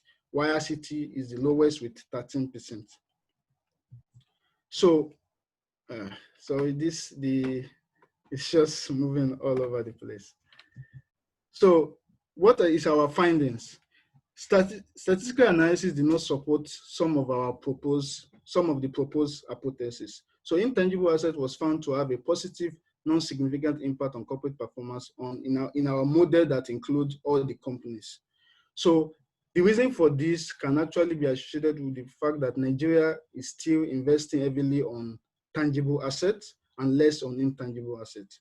Moreover, intangible asset was found to have a positive, non-significant impact on corporate performance in the service sector, industrial sector, and ICT sector as measured by the sales growth and asset turnover. While a positive, significant impact was found to exist in the consumer goods sector on sales growth, but a negative impact was found on turnover. The reason for this positive impact on sales growth could be attributed to the fact that this sector is actually very competitive. So there are many foreign companies operating in this space. So the competition level is very intense. So the investment in intangible assets is also intense. So we can see that in this sector, there's actually a positive impact of intangible assets on corporate performance as measured by sales growth. However, there's a negative impact as measured by turnover. This could be actually due to the management of assets, because it also constitutes both tangible and intangible assets. So the management of this asset could actually lead to the negative impact, the existing negative impact, as we can see. And lastly, a positive significant impact was found to exist in the oil and gas sector on asset turnover, while a positive non-significant impact was found to exist on sales growth. So we all know currently the oil price is very high, is very low, I mean, and Nigeria is actually, like most of its foreign earnings actually come from oil. So of course, companies in this sector will suffer the heat. So this have a drag on their performance as measured by sales growth. Then asset turnover, the negative impact could actually be attributed to the fact that these companies, in order to minimize the risk, so it's a form of a risk management strategy. So they reduce their investment on intangible assets, basically, because this sector, the oil and gas sector, is highly tangible and tangible asset orientated. So because of this, we could see a negative impact on asset turnover. Then, okay, so the key contribution of this research is that this research provides new evidence on the impact of intangible assets as it relates to an emerging market like Nigeria. Moreover, this research also could be useful to companies who want to operate in Nigeria, both foreign and domestic companies, on their strategic decision making. So it will enable them to determine how effective to invest either on tangible or intangible assets. The main limitation of this research has to do with the fact that the sample is actually very small. Actually, it's not that very small when we look at the fact that we remove financial companies, which are not really important for this kind of research due to their impact. So when we remove financial companies, the sample is actually still very close to the population sample. Another limitation has to do to the fact that this research cannot be generalizable. So the number of sectors is actually not up to the total number of sectors in the population.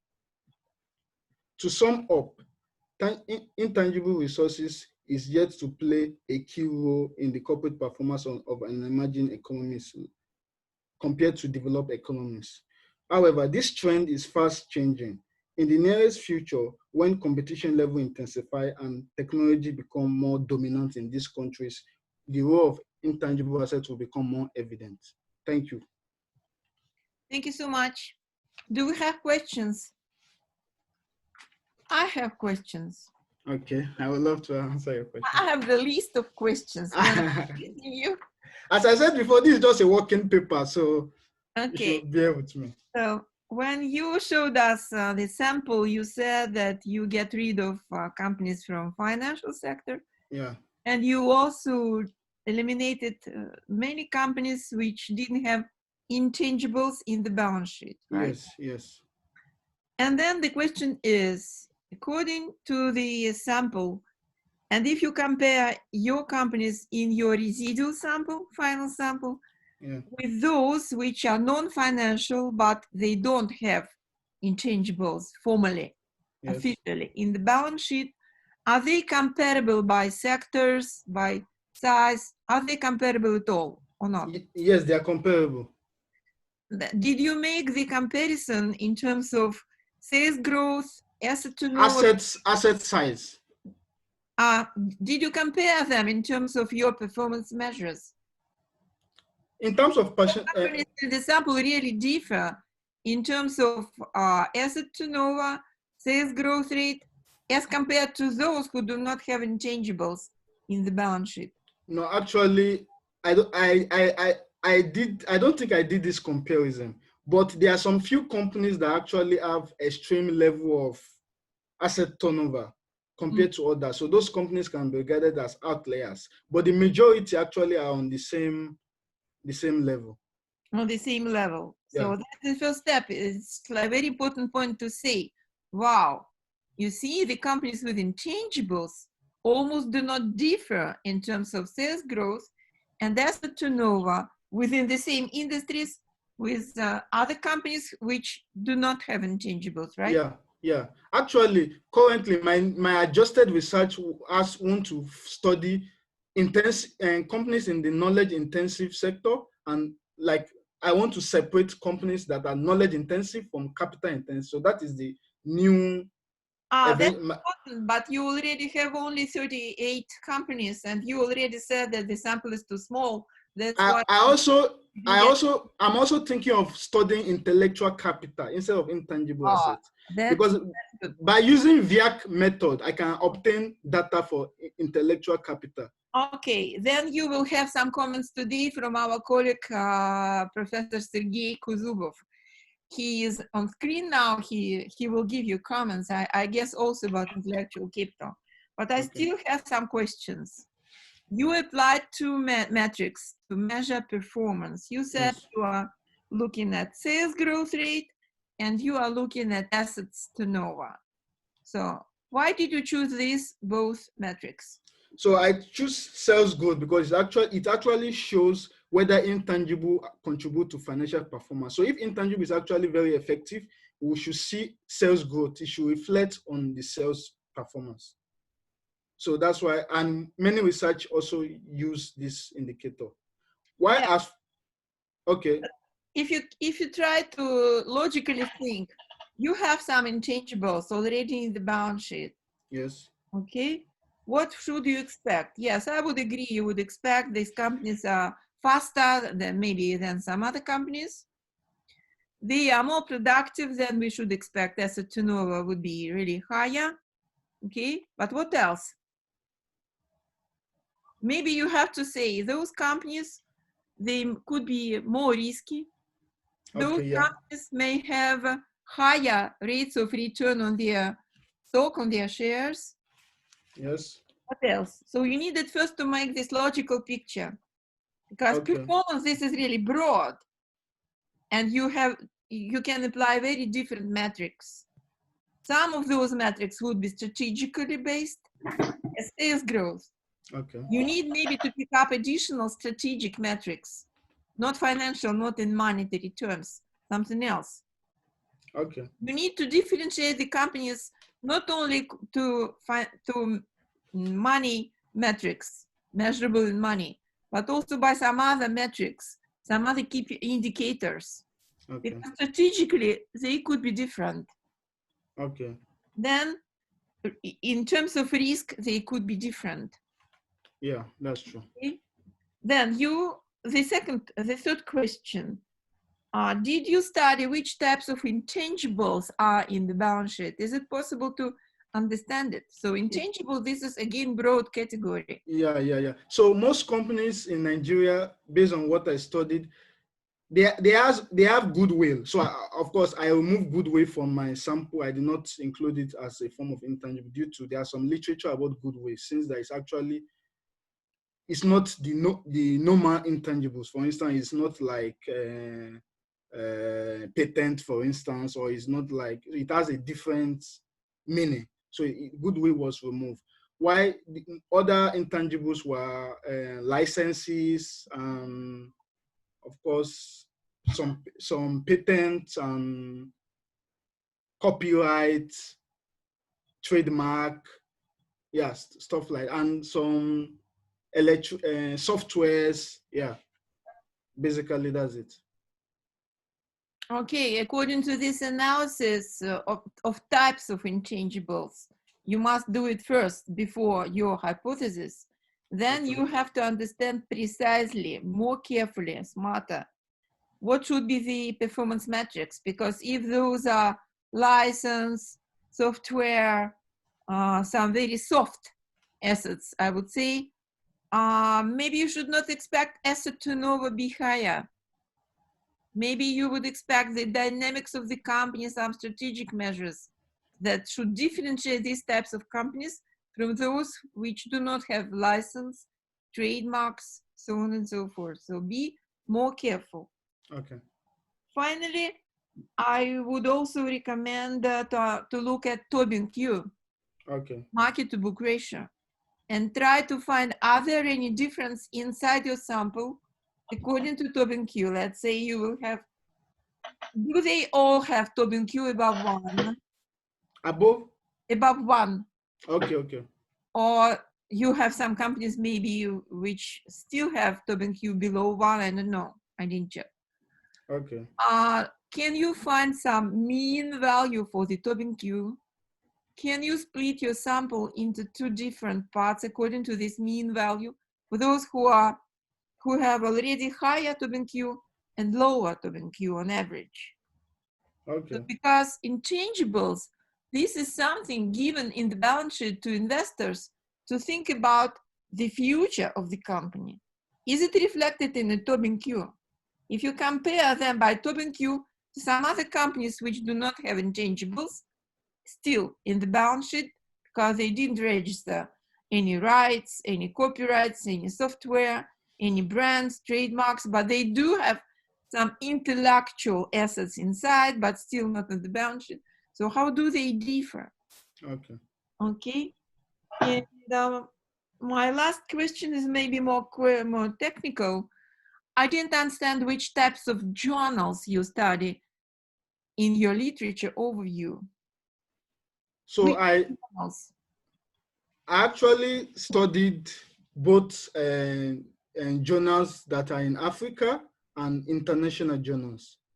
Yeah, I mean, these are just, let's say, journals in the area of accounting. Yeah, okay. So journals in accounting, yeah, mostly journals in accounting were there and journals in management. You need to go into managerial literature as well, because they are studying with their own management research style, the innovative companies and the knowledge and how companies are managing the knowledge. Maybe you will pick up some ideas that those companies which already have intangibles, you have to pick up the metrics, how people in management measure, identify the types of knowledge management within the companies, because you may have intangible assets, but you do not manage them properly. Or you do have intangible assets and you manage them nicely.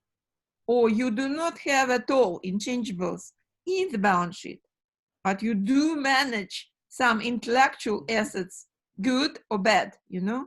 Yeah. Then you will have a variety of aspects in your dissertation, and then you can also involve your sample, the companies which you don't now include into your sample because they don't have intangibles in the balance sheet. You see the point?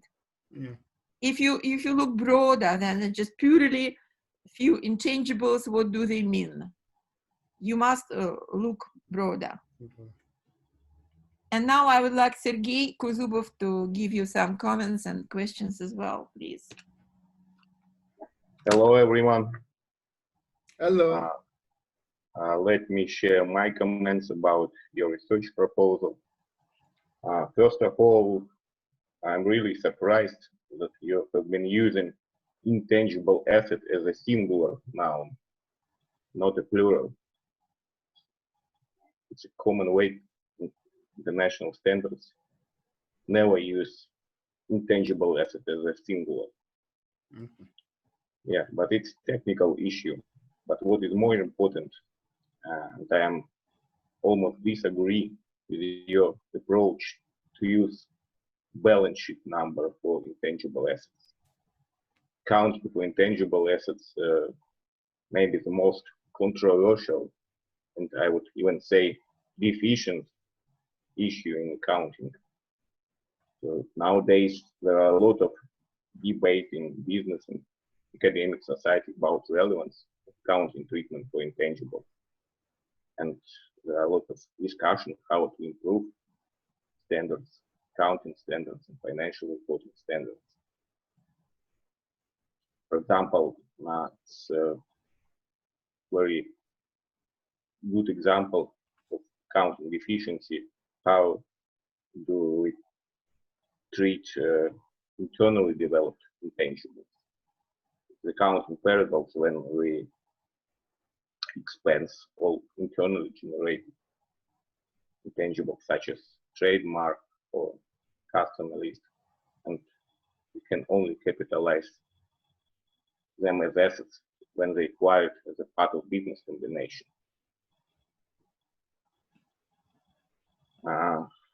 And another question about your regression model. So I'm not quite sure that intangible asset is the only independent variable in corporate performance. So, because in your model, there is only one independent variable. No, I also include asset size, leverage. So it's control variables. Yeah, not control independent variable. Okay, okay. So according to your model, the only factor in company performance is intangible asset, balance sheet number for intangible assets. And about your industry sectors, as far as I know, the main industry in Nigeria as well as in Russia is oil and gas. Am I right? No, now it's changing. It's in the past, yes, but in Nigeria now we are diversifying the economy. So other industry, especially the service industry and the consumer goods industry, are actually picking up space. Okay. But the strongest is oil and gas still. Yeah, and as for Russian companies, they have only insignificant number for intangibles in their balance sheets. So I can guess that the same true for Nigeria.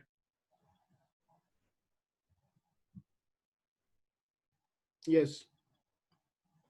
So what is the average proportion of intangibles on the balance sheet of Nigerian companies? Well, to total assets. To total assets, it's basically below average, maybe like 30%. How much? 30%.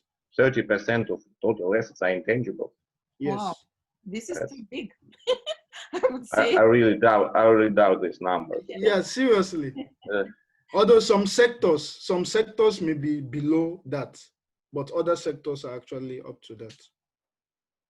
Because even in high-tech companies or developed companies, they never have such numbers. Mm-hmm. You know that there's a lot of copyright in Nigeria, so copyright, trademark is actually very intense. Okay. Okay. But it means you need to be very careful with your descriptive statistics of all the companies, with intangibles, without intangibles, compare them. Okay. Okay. So is it okay, as I said before, I intend to separate knowledge intensive companies, then capital intensive companies. So companies that they don't invest. I think there's an approach that I saw in the literature on how to differentiate between knowledge intensive companies and capital intensive. So after I differentiate them, then I will now determine maybe impact of intangibles on knowledge companies and impact of tangibles on capital economies. Is that approach okay? And the question to whom? To both. Everybody. Both. Yeah. Both. I don't know. I am giving still floor to Sergey, but if he already made all the comments he wanted, I would say, to my opinion, starting from his first comment, he means when you are talking about intangible asset, you must talk in terms of intangibles. Yeah, that's why I intend to use assets. Okay. Intellectual capital. Yeah, that's why I intend to use intellectual capital. My advice is 100%. Just get rid of intangible assets first. Go broader into intellectual capital, but it means for you will have bigger sample. Then you will have different aspects, not as narrow as you have now. You will have different performance metrics as well. But it's more time consuming because it's much easier to pick up from the balance sheet some intangibles than to describe intellectual assets, right? Yes. How you are going to describe them? You need to understand in management comments to the annual reports, in some other media sources, you have to study huge literature, Journal of Intellectual Capital. It exists in the world. It's in the Scopus #1 in this area. So you need to study all these discussions, how people are classifying intellectual capital, and what's more important, what are the indicators for each component of intellectual capital, and then what's really more important for you, for your study, how you're going to measure, how you are going to pick up the measures. You said about VAIC, value added intellectual capital. This is also, this still exists as one of the approaches, but maybe it's not the only one, and it's not the best. So go into the literature on intellectual capital. Start with overview research, review articles in the Journal of Intellectual Capital. Okay. This spring, the chief editor-in-chief from that Journal of Intellectual Capital, Professor Dumais from Australia, planned to come to your campus and to Moscow campus. But due to COVID, of course, it was possible. But he himself, Dumais, made several reviews of literature to start with. What is already known from that literature about intellectual capital and performance? You have an advantage because you want to write about Africa. Africa is becoming really popular in academic literature, unbelievable, but it is this way. So that's why you will study at first how people are doing all these studies, not with the emerging markets data, not in particular with the Nigerian data, but at first you need to make this broad picture. Okay. But I'm going also to propose, I don't know, I didn't coordinate it with Sergey, but Sergey is now the head of specific working group in Moscow campus, working group on intellectual capital studies. And some colleagues here in this room now, online room, they are also part of that group.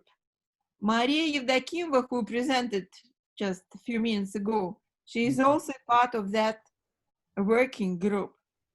Maybe it is worth to you to join this group virtually, to be part of some discussions, to be part of the sessions, conversations, whatever. Okay. Because they established this group in the School of Finance in Moscow campus at least for 3 years. And they will go further and deeper into intellectual capital studies, metrics, measurements, some papers, so on and so forth. Okay. And I'm the head of the School of Finance, if you know, in Moscow.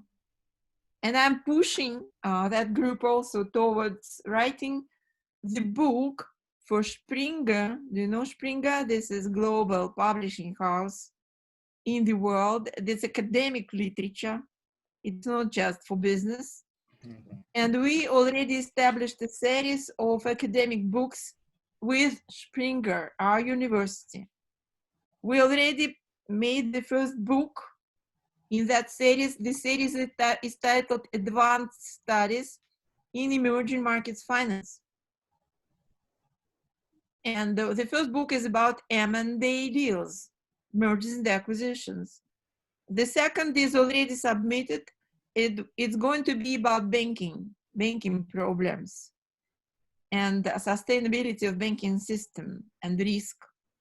The third would be about corporate financial architecture, ownership, governance, and performance in emerging markets. But in that list of these series, I also would like to see the book on intellectual capital in emerging markets and how the intellectual capital is managed and how it influences performance in emerging markets. And maybe Africa would be, for some reason, really very popular at that time. So be part of that center, try to stay in touch with Sergey, with myself, with Maria Evdokim, with other colleagues in Moscow office. You also have in St. Petersburg International Research Lab, do you know? Yes, Intangible Driven Economy, are you part of that lab? No, I'm not. Wow, you should. This is the international lab. Mr. Barajas, who is the head of finance department at your campus in St. Petersburg, he is he's Spanish professor, but he is the head of that lab. Go to him, talk to him. You need to be part of these discussions, otherwise you will not succeed in time with your dissertation, because to my opinion, you need to start now almost from zero. You need to go to intellectual capital instead of just intangible assets. Okay? Yeah. What's his name again? Barajas, head of finance department in your school. Elena Rogova, your supervisor, knows him really very well. Talk to her about this. Okay. Okay. Thank you. Yeah, thank you. Let's move forward. According to the schedule, we are very, very late. We already missed the break. Do you think, guys, that we really need the break now, or we'll continue? I don't hear anybody. So let's have a break. Let's have a break, okay. Then we have 10 minutes break, please. And then in 10 minutes at 12:20, we are going back, right? Did everybody hear me? Yes, okay. Thank you. Stay with us in 10 minutes, please. Okay. Okay. Kirill, if you still hear me, can you call to or write to Marina Pamurina, because I don't know whether she is already with us. Maybe she is. I don't see her in the list.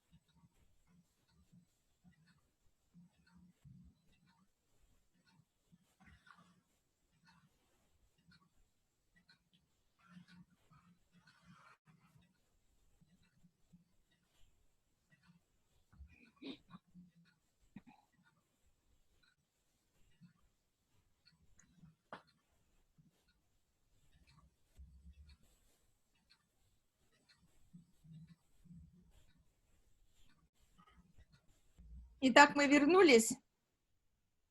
Everybody here. I see Sergey Zakharov. Yes, I hear. I'm ready. Does anyone hear me? I don't see Marina Pomorina, your discussant. Did she send you some points, some comments already or not? No, I didn't see it. Mm. Don't see her.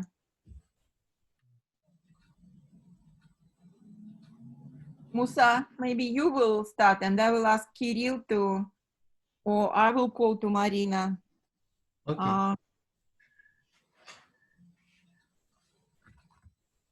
Mhm.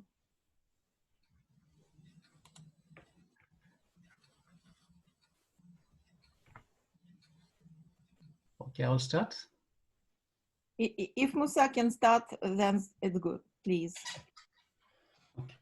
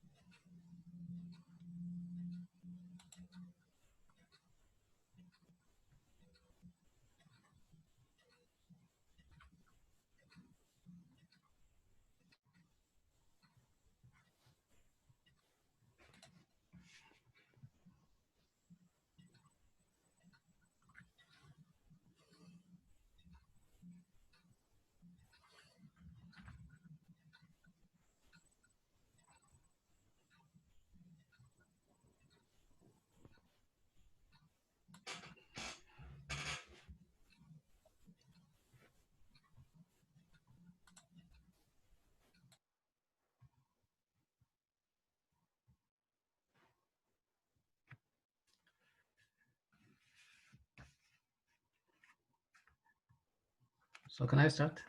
Yes, please. Okay. Good afternoon, Professor and other participants. My name is Musa Uba Adamu, PhD student under supervision of my able supervisor, Irina Ibashkovskaya. I'm here to present my topic, risk reporting, the impact of organizational characteristics, corporate governance, and the intellectual capital on corporate risk disclosure in the emerging country.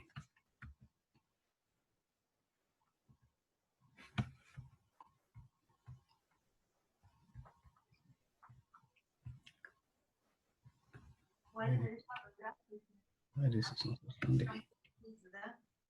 Okay, in the table of content, I have introduction, research graph, objective of the study, hypothesis of the study, research design, and I also present the risk disclosure checklist as well as checklists for the intellectual capital. So risk disclosure has become interested among a lot of stakeholders for past couple of decades. What normally happened was after the collapses of high-profile company such as Iran and issue like global financial crisis and many risk issue is one of the reasons why majority of stakeholders thought that financial statement or annual reports presented by management are not adequate. There is need for further transparency, especially the one that associated with risk. Why do they focus on risk? Because we are now in the global world, in the global environment, whereby businesses can operate in many different areas. Like for instance, due to globalization, you can operate many branches in diverse countries or diverse nations. So that give the companies an opportunity to make a very complex business. At the same time, has opened the those companies become very vulnerable to the risk. So there is a pre-modern idea of risks, which say that the focus is only limited to the occurrence of bad events. Only bad events are considered a risk. But the modern idea of risk said, yes, but we need to incorporate the negative as the positive as well, not only bad events. The occurrence of good event is also considered at risk. So what information to be disclosed? We are expected to disclose both what is contained in the pre-modern idea of risk, which is occurrence of bad events, and modern idea of risk, which is the occurrence of good events. These are the type of risk information supposed to be disclosed by the management to the users of financial statements. Why corporate entities need to disclose their risk profile? In the literature, there's a lot of advantages which is highlighted associated with the corporate disclosure. For instance, it promoting transparency which reduces the information asymmetry. At the same time, the risk disclosure, if two firms, one has disclosed their risk profile and the other one do not disclose anything related to their risk profile, of course, there's tendency for market to penalize those who deprive to reveal their information to the market, because the uncertainty can increase, which at the same time can cause the cost of capital to be very high to them. Then, if the information related to risk is not, if information related to risk is not disclosed by the companies, so there is tendency for those stock price to be inflated, because there is some certain information, if it is known to the market, that price will not be, will not reflect the actual picture to what is revealed in the stock market. So, but there are some of the challenges to that risk disclosure, because they thought if they disclose their risk profile, there's tendency for the competitors to take the advantage of that information disclosed by the revealing firm. At the same time, the literature confirmed that the risk disclosure will cause the stock price of that particular firm to decline drastically, although it has confirmed it is for the short time, which is more better than not to disclose and face the future consequences. So there are a lot of studies that were conducted in developed and emerging markets with regard to risk disclosure. And some of these studies were conducted on financial sector, some in non-financial sector. But one of the reasons is that for financial sector, for instance, for those who are studying non-financial sector, are advised not to include any financial industry because they have additional rules. They have additional regulation to follow. So that is why most studies try to segregate between financial and non-financial sector.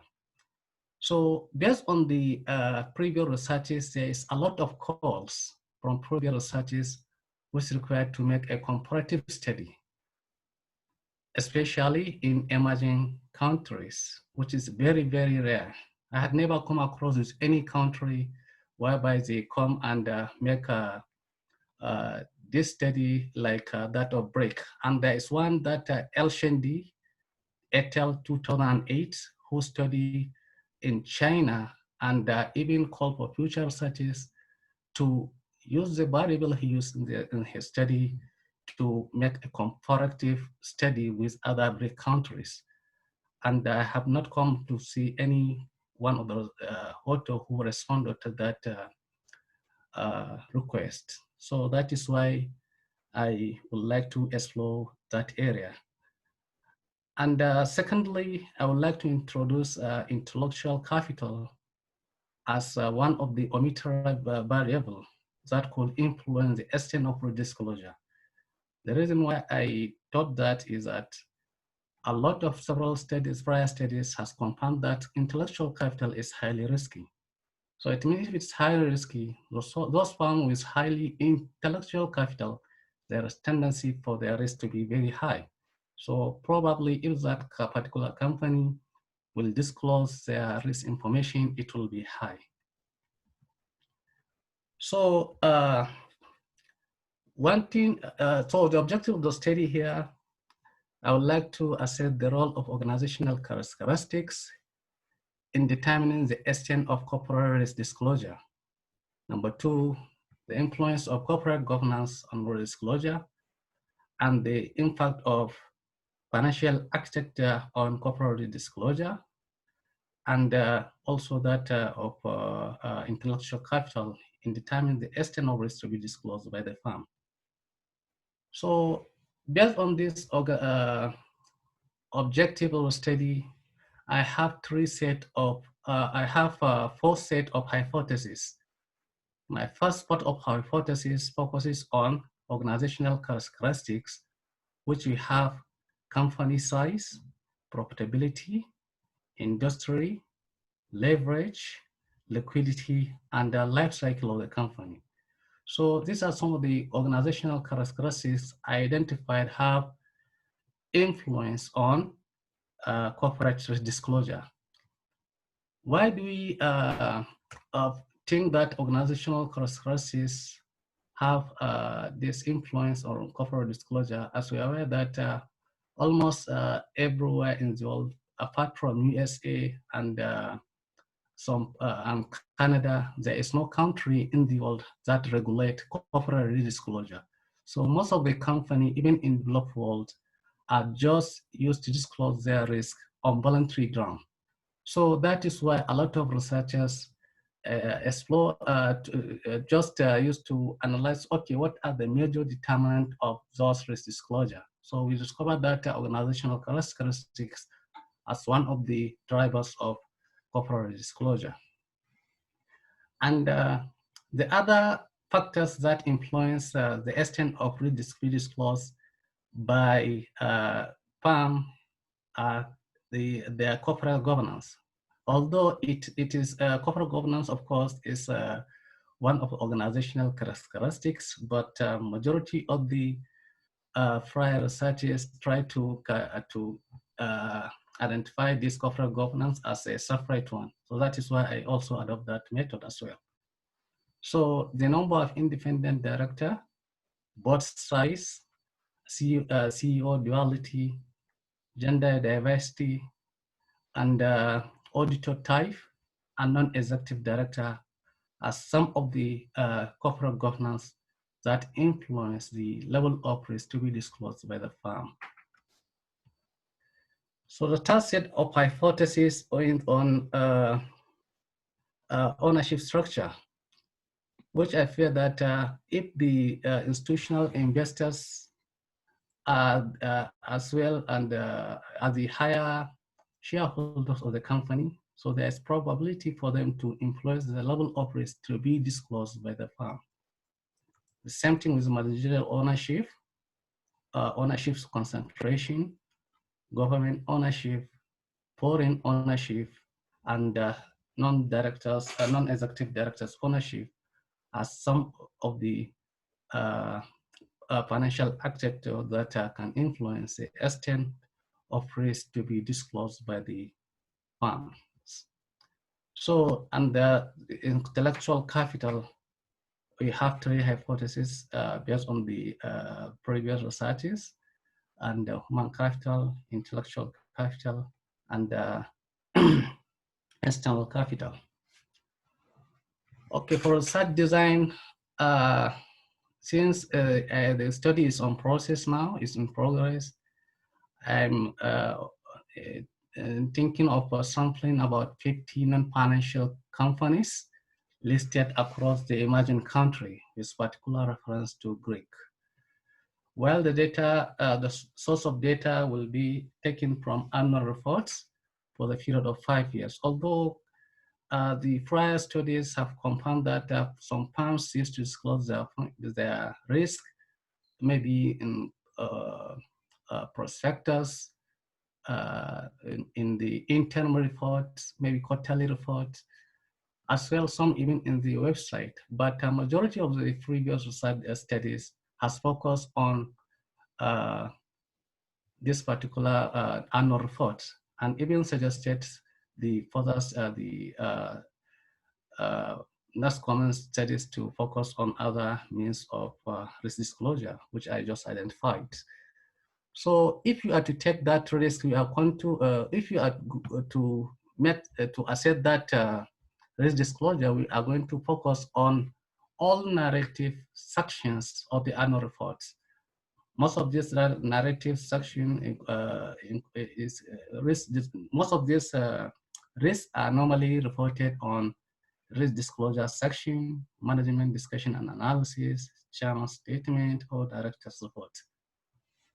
Since it has not been regulated in many countries, so there is no comprehensive framework by which almost every country, every company has to comply with. So that is why every company has to disclose the information they like based on the way how management talk it to them. So the method of data analysis, I'm going to employ content analysis. Although in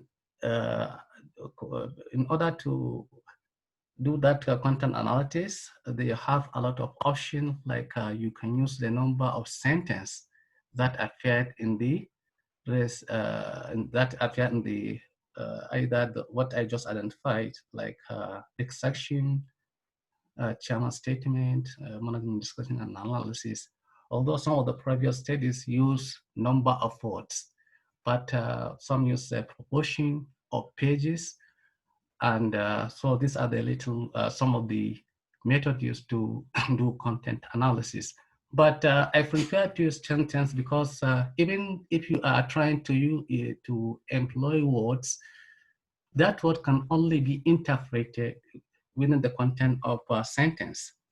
So in order to make the analysis very informative, the risk crisis is categorized into four. We have content of risk. On the content of risk, we have environmental risk, operational risk, and strategic risks. So if you look at the risk sentence, we can be able to know to code that sentence whether it is environmental risk, operational risk, or strategic risk. So for the time scale, still if you look at that particular sentence, we can be able to appreciate whether that sentence is past information or is future information, or just disclose it without making any reference to time. And there is form of disclosure. That disclosure, is it qualitative or quantitative? Is that monetary or just a mere statement? And the type of news, whether the information disclosed by firm are good news or bad news, or it's just they just make a statement without making any specification of good or bad. So that is how we are going to analyze. We can be able to know whether the past information or future information, well, monetary, non-monetary, good or bad, and whether it is environmental or operational or strategic. So these are the checklist which I will be referring to whenever I want to code the risk disclosure. Like in environmental risk, risks arise from factors essentially beyond the organization control and comprises disclosure related to economic risks, such as interest rate, currency, price of commodity. So all this content, for whenever they make any narration, maybe they say maybe they have the problem, maybe they face the exchange rate fluctuation. So this is, of course, we are going to code it under environmental risk. Then we have operational risk, which is the probability of losses arising from the essential operation side of the firm.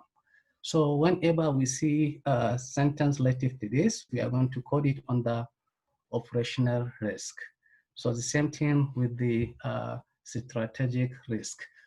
So of course, if you are reading the information, it looks like there is element of subjectivity In order to minimize the subjectivity, the prior studies, those who develop that checklist, they also come up with the criteria of making the decision.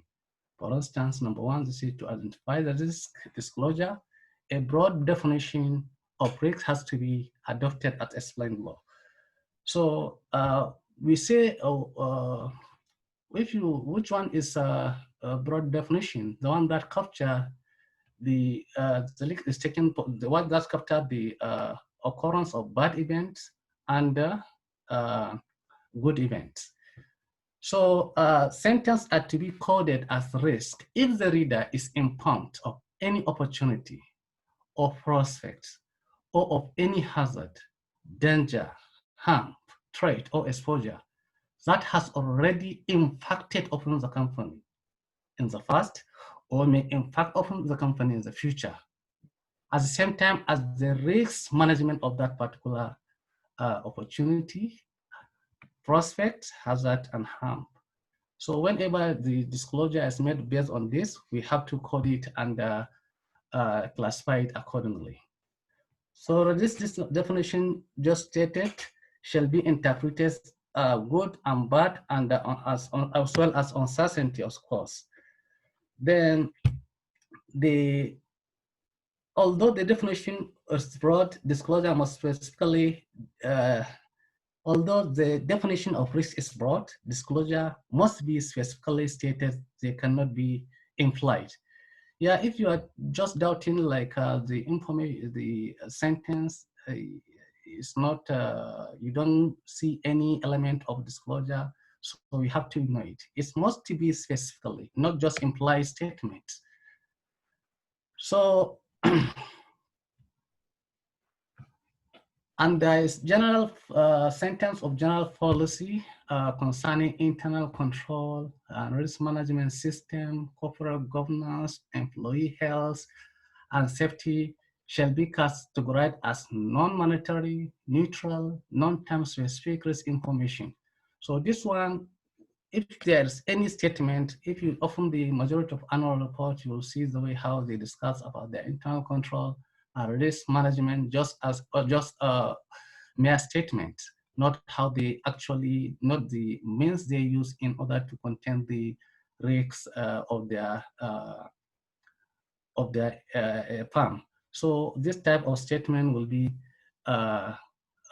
classified as operational risk disclosure. Sentence of general policy concerning financial risk management shall be classified as non-monetary, neutral, specific statement, and risk management policy. So monetary risk disclosure are those disclosures that either disclose directly the financial impact of risks or disclosure sufficient information to enable the reader to calculate the financial impact of risks of a risk. Okay, whenever the company make any financial, maybe they have to state the loss or so many amount, so at least maybe the user of financial statement can be able to assess, to analyze that particular issue. If sentence has more than one possible classification, maybe you are thinking whether it is supposed to fall under operational risk disclosure or operational risk disclosure, the information will be classified into category that is most emphasized within the sentence.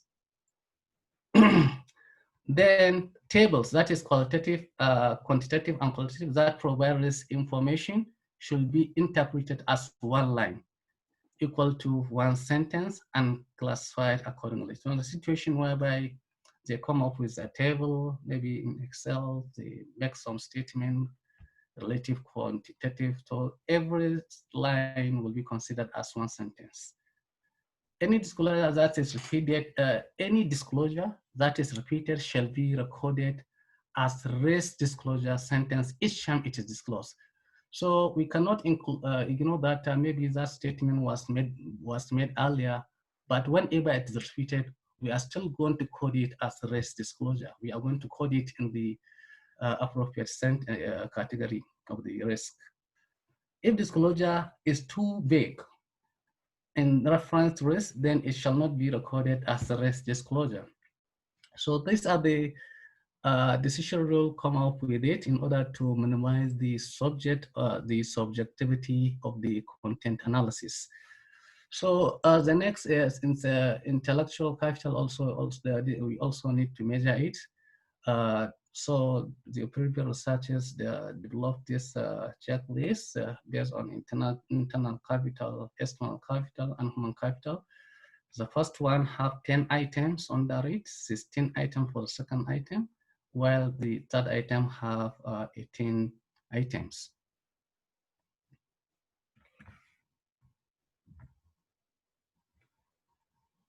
Okay, also we need to measure some variables in order to do our regression.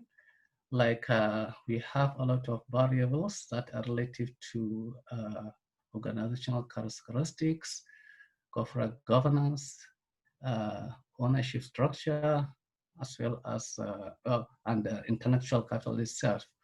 So for size, we are going to use log of total assets, although we can measure size in different way, but majority of the previous studies argue that no measure of, there is no priority of one measure above other. There is no any theoretical evidence that favor one method of measuring size more than another. So based on that, I ought to use a log of total asset. And this is based on the previous researches of popular Leslie and Schreif in 2006. And we have probability. We are going to measure it based on common equity.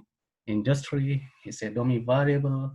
We are going to take one if a firm is operating in manufacturing sector, because the previous studies confirmed that the companies operating in manufacturing sector disclose more risk than other sectors. So 0 otherwise. So leverage is the proportion of debt to total equity. And liquidity, this is a current asset divided by current liability.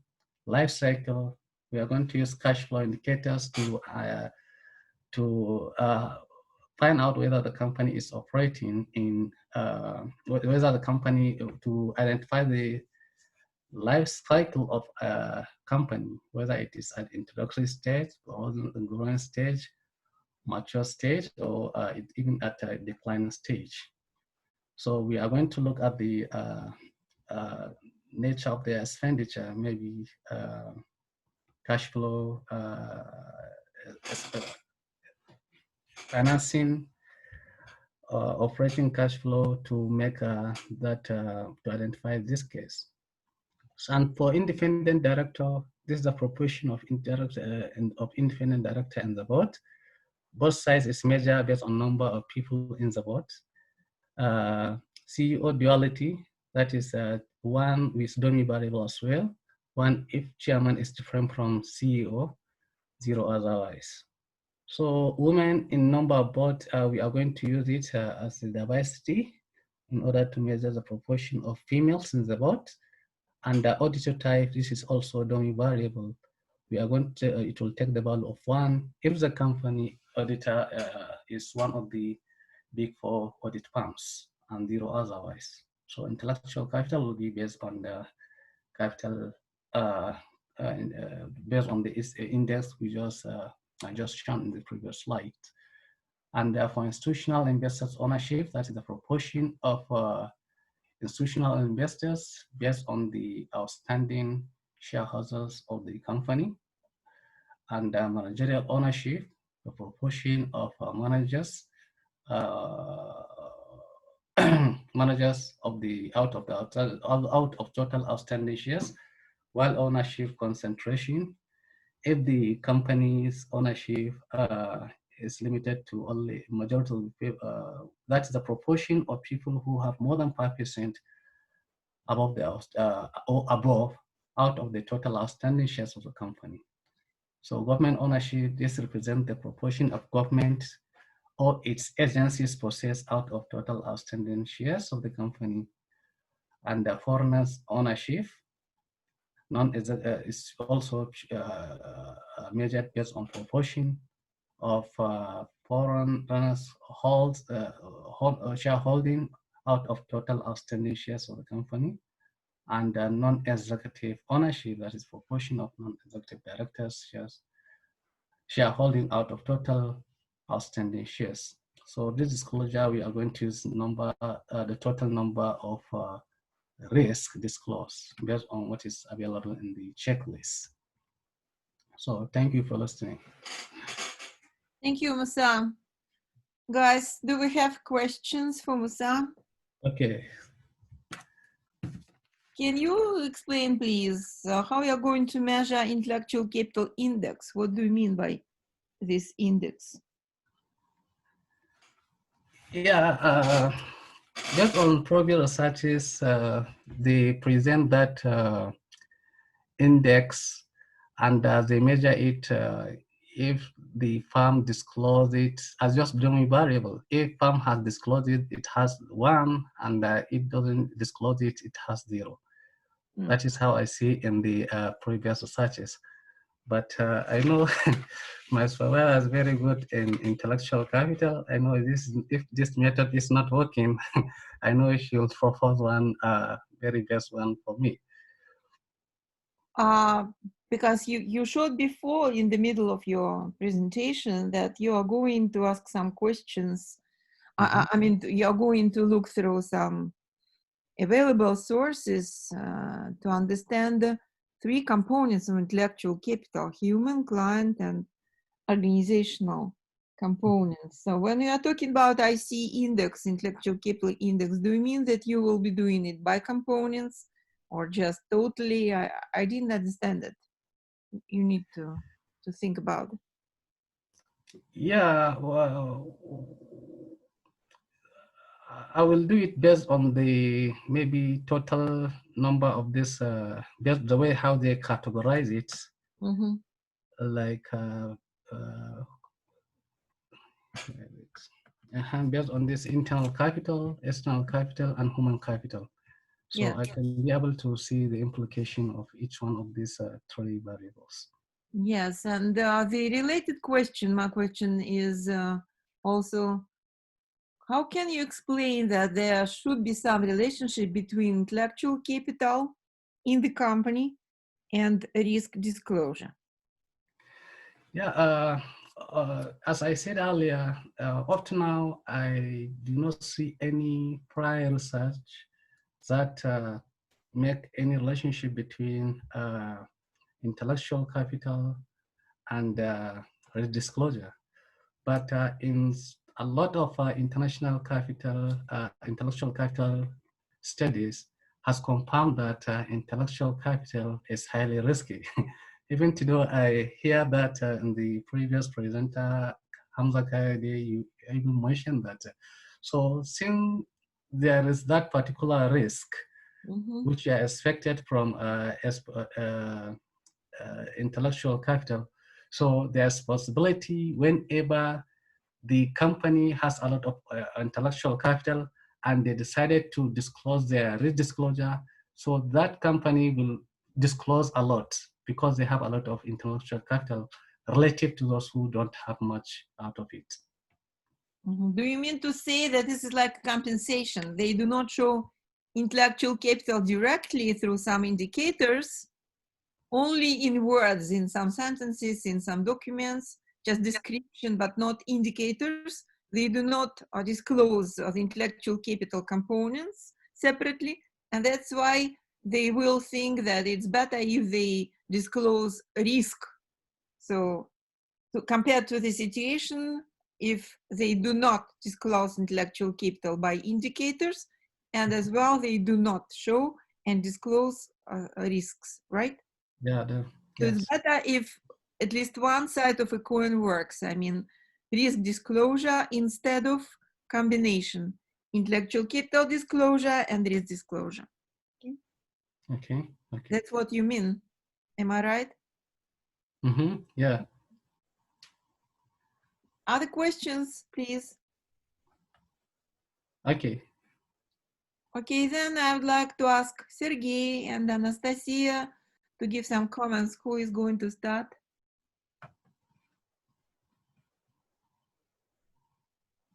I can start, okay. Yeah, thank you. Hello, everybody. Hi, Musa. I've read just okay. So I had just 2 days, yeah, to read the paper. But anyway, so I have several comments on that. Actually, the topic is really huge. Yeah. So a topic you've chosen. Yeah. So that's really a huge topic, even for a PhD dissertation. Yeah. So that's for me, that's like that's rather an area than the exact topic. But it was really interesting to read the paper. So, well, that's not a ready paper, of course, yeah, but to read the proposal. And I liked very much the part of the paper concerning the practical implications, yeah, concerning the ideas how corporate risk disclosure may benefit the CEOs, the managers, the companies, and so on. And the same I can say about the limitations of corporate risk disclosure. So these 2 paragraphs are really interesting. So I would try to pay more attention your empirical part to this topic, yeah, to this part of your conceptual part of the paper. So what I would mention about the disadvantages, yeah, about of the areas for your further work. So first of all, I would like to start from the concept, yeah, risk concept. So when you're talking about risk, about corporate risk, you've mentioned a couple of papers, yeah. So and you took as the basic papers 2 very recent papers. Well, that's okay, yeah, because the recent papers. So we do prefer recent papers to the old papers. But anyway, so there are very important, highly cited papers on risk concept, yeah. Especially if we compare these papers, the old papers, to the paper you mentioned from the not very high ranked managerial journal. Yeah, so it's better to start from the cited papers, so from the cited journals, and to find the papers made by Guru on risk concept. That's especially important for the definition, for example, for the definition of corporate risk, because you use the definition as the important part of the framework you developed in this paper. My second comment is about the hypotheses. Yeah, you have plenty of hypotheses. Well, you structured them, you divided them in 3 different parts. That's a good idea, of course, if you have many hypotheses. But actually, I would skip quite a lot of them, because not just because there are too many hypotheses for a PhD dissertation, but mainly because many hypotheses you've mentioned are quite evident. They shouldn't be confirmed 1 or 2 more times. Yeah. For example, the hypothesis about the size or the profitability of the company that can influence corporate risk disclosure. Of course, we should realize, yeah, if the company is a large one, if that's a large cap, not a small cap, so it has the resources, it has the special department who will be able to provide the corporate risk disclosure. Moreover, it has the requirements from the stock exchange, from the government to disclose the information. I can say that there are some more interesting hypotheses. For example, the hypothesis of on the governance and human capital that can be really that can contribute something to the literature, but I would try to reformulate them to show that these areas should be studied together. So for example, if I take a look at your point 2.11.4, yeah, there are 3 hypotheses on the association between human capital and corporate risk disclosure. And you assume from the very beginning that there is no association between them. If you assume that there is no association, why we should study that? So that's like, I would say that's just like a contradiction, yeah, between your research question and your hypothesis. So I would be just more accurate about that, because that's important, yeah, and maybe that's the most interesting part. I have one more comment about the risk disclosure format, risk reports. So you're going to study several different emerging countries, yeah, countries from different continents. And I'm pretty sure that the format, how they disclose the risk issues, the format is really different. And here, there is a very important question. Then we have a very important question, the question of the tactical methodology, how you are going to work with that. If you realize that for some companies, you will find the risk report, for example, when the company makes an IPO, it should make a long risk report on every type of risk, yeah, and that can be, say, 50 pages or 100 pages. While at the same time, the other companies that do not have such a requirement, for example, a listing on other stock exchange, yeah, in other country, they don't have the requirement on that. And they will just disclose some ideas, what types of risk they have for their stakeholders. So it's really hard to understand how to compare these 2 issues, how to compare these cases. That is why, from my point of view, it's really important to develop the step-by-step methodology, how you will take a look, not just from the point of view of the sentences, you made that pretty well, yeah, but also from the point of view of the volume of the disclosure, of the format of the disclosure, and so on. And of course, at that exact moment, we should ask a question about the software you are going to use, yeah, because if you are going to make the contextual analysis for long risk reports of of 50 or 100 pages, yeah, so that's not possible to make by hand. So you need somehow to you need somehow to understand, so which software fits better, yeah, for your exact research purpose, and maybe even to somehow to adapt the programs or the codes you can find to your own research question.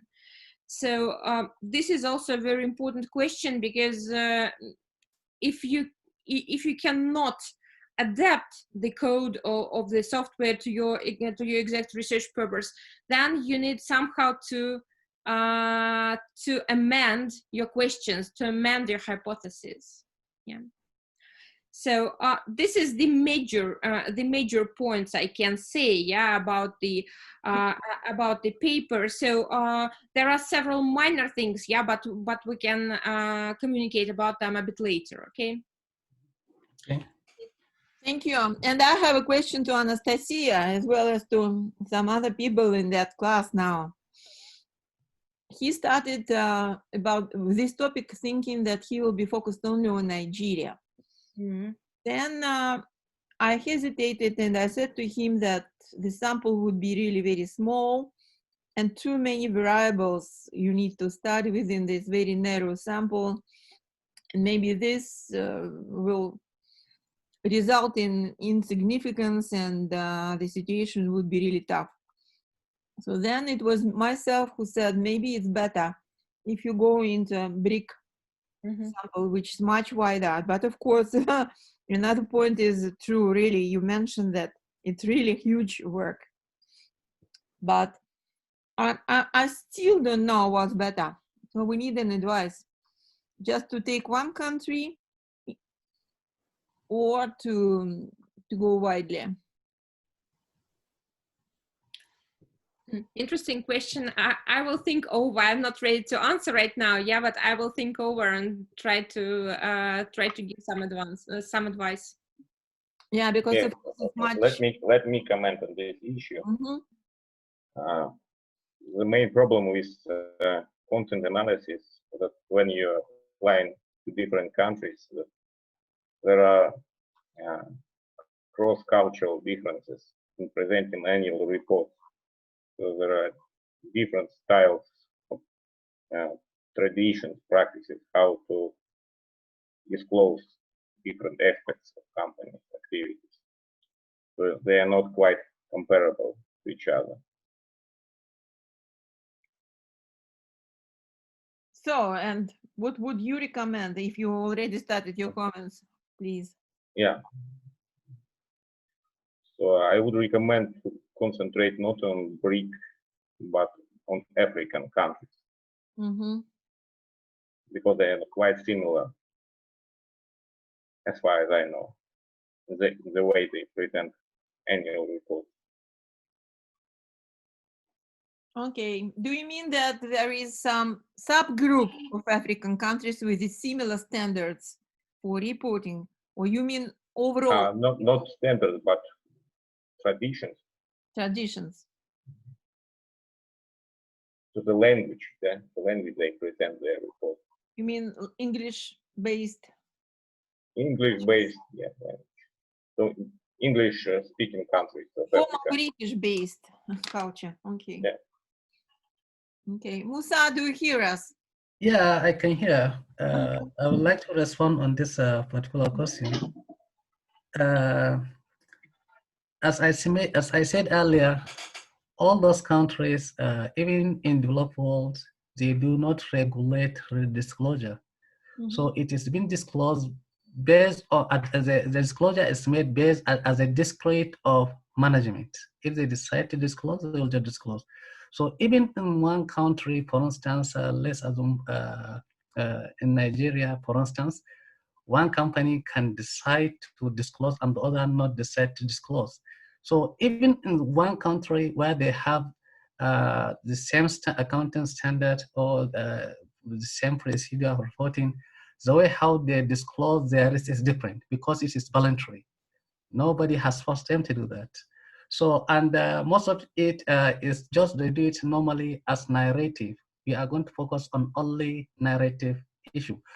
Yes. And one of the major problem already identified, as you said, for the issue of software, of course, this is one of the major problems discussed by many earlier researchers. So that is why even comparative studies were not possible, because it involved very hard work for you to code the text, unless if you can involve some research assistance to help you coding the sentence, and some can even use some software, but they assume that that software is not accurate.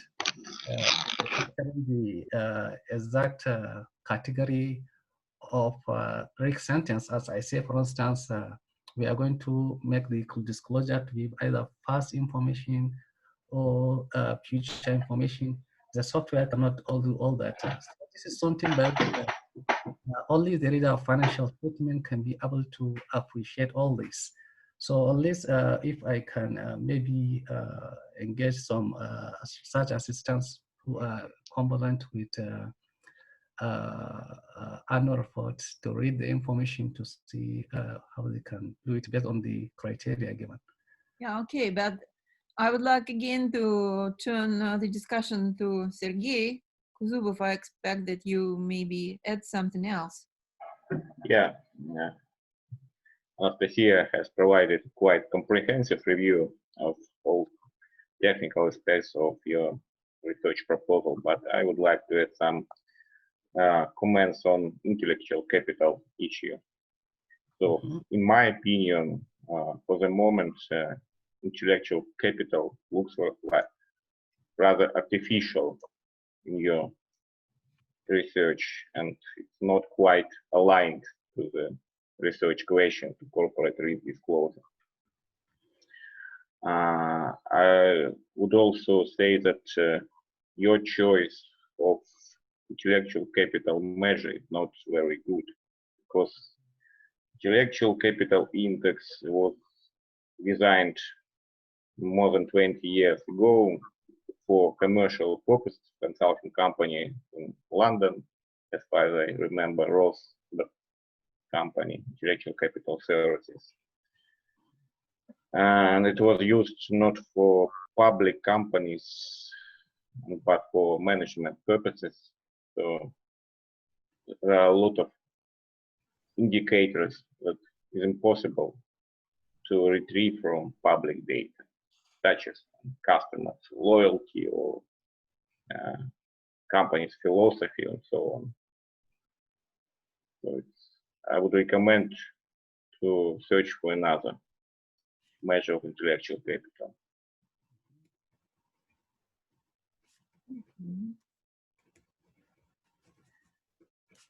Okay. That's Yeah, it. and about annual reports, so I would also recommend to search for non-financial reports for this company, because many companies provide narrative information in non-financial reports, not in annual reports. Non-financial? Non-financial reports. Yes. Mm-hmm. Especially in integrated reports is available for your companies. Mm-hmm. Southern African Republic.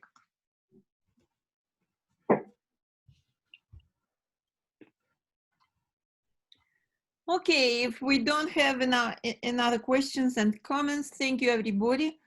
May I give you Yes. one question? Yes, Irina? of course. Of course. The question to Musa and Sergey.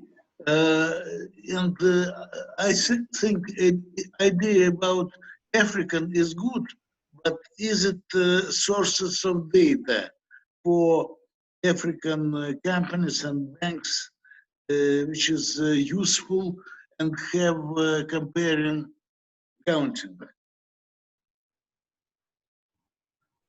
So Musa, do you think you will find enough data if we concentrate only on some African countries? Yeah, like Nigeria, the problem of African countries, apart from South Africa, based on the some of those who are categorizing they remove them from emerging country. So that's what confused me from thinking about taking some of the African countries as well. They don't consider them apart from South Africa for the recent category they made. Okay. And I've got another question listening to Professor Karminsky comment. Maybe it's worth not to exclude financial sector from Nigerian sample. Yes, of course. The financial sector is very specific, but they also must disclose their risk. Yes, of course. They are more regulated than just other companies. Maybe it would be a very valuable input for the dissertation, because you should have broad range of research questions, because you publish several articles. You cannot repeat everything in different articles. Okay. Yes, it might be useful banking sector because it's more researchers in this sector, but not financial companies is very interesting also. Yeah. What can do Musa? The question is in this time. Okay. Do you mean I should include financial companies with the non-financial? At least banks. Eh? Do you have publicly traded banks? Publicly traded banks in Nigeria? Yes. Yes, we have. Oh, then you will have some publicly available information from the banks and their reports and the M&A comments, and maybe they will have already some non-financial reports, especially in sustainability. We have not more than 12 banks now of existing in Nigeria now. Okay, we will check, of course, for this. We will continue discussing, but now we need to move to another presentation because we're totally out of time today. So thank you very much for everybody. We've got some new clues to think about, I guess, and we'll continue discussing, of course. And now we are giving the floor to Sergei Zakharov. And I do expect that Marina Pomorina, Professor Pomorina, is already with us. Hello, everyone. Do you hear me? Yes. Yes. Yeah. Hello from Novosibirsk. As I see, I'm the most eastern participant of our workshop. Yeah. That's right. It's 5:15 here. So let's start with my presentation. Wow. So, dear colleagues, I'd like to represent the result of my study dedicated to comparison of monetary policy,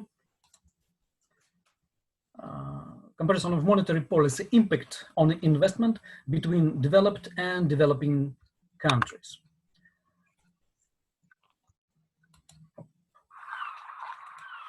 I'm sorry. Yes. Well, first of all, I'd like to place this very research inside my whole PhD study. My PhD study is devoted to dependency of regional economic development in Russia on investment attractiveness of the region. On this slide, you can see the PhD thesis title and the main goal of my PhD research: to develop the methodical approach for regional investment analysis from the business agent's point of view. Of course, there are several tasks should be solved to achieve such a goal, and one of the tasks is to test empirically acting nowadays government economy policy means for investment stimulations. Literally to check, does it work or not? So this very study I represent you in particular will show us some results. I decided to check whether impact of monetary policy on investments in developed countries differ from the same impact in developing countries. On this way, relationship between two variables are observed: annual change of key interest rate and annual change of total investment in the country. The period of recent 20 years is examined.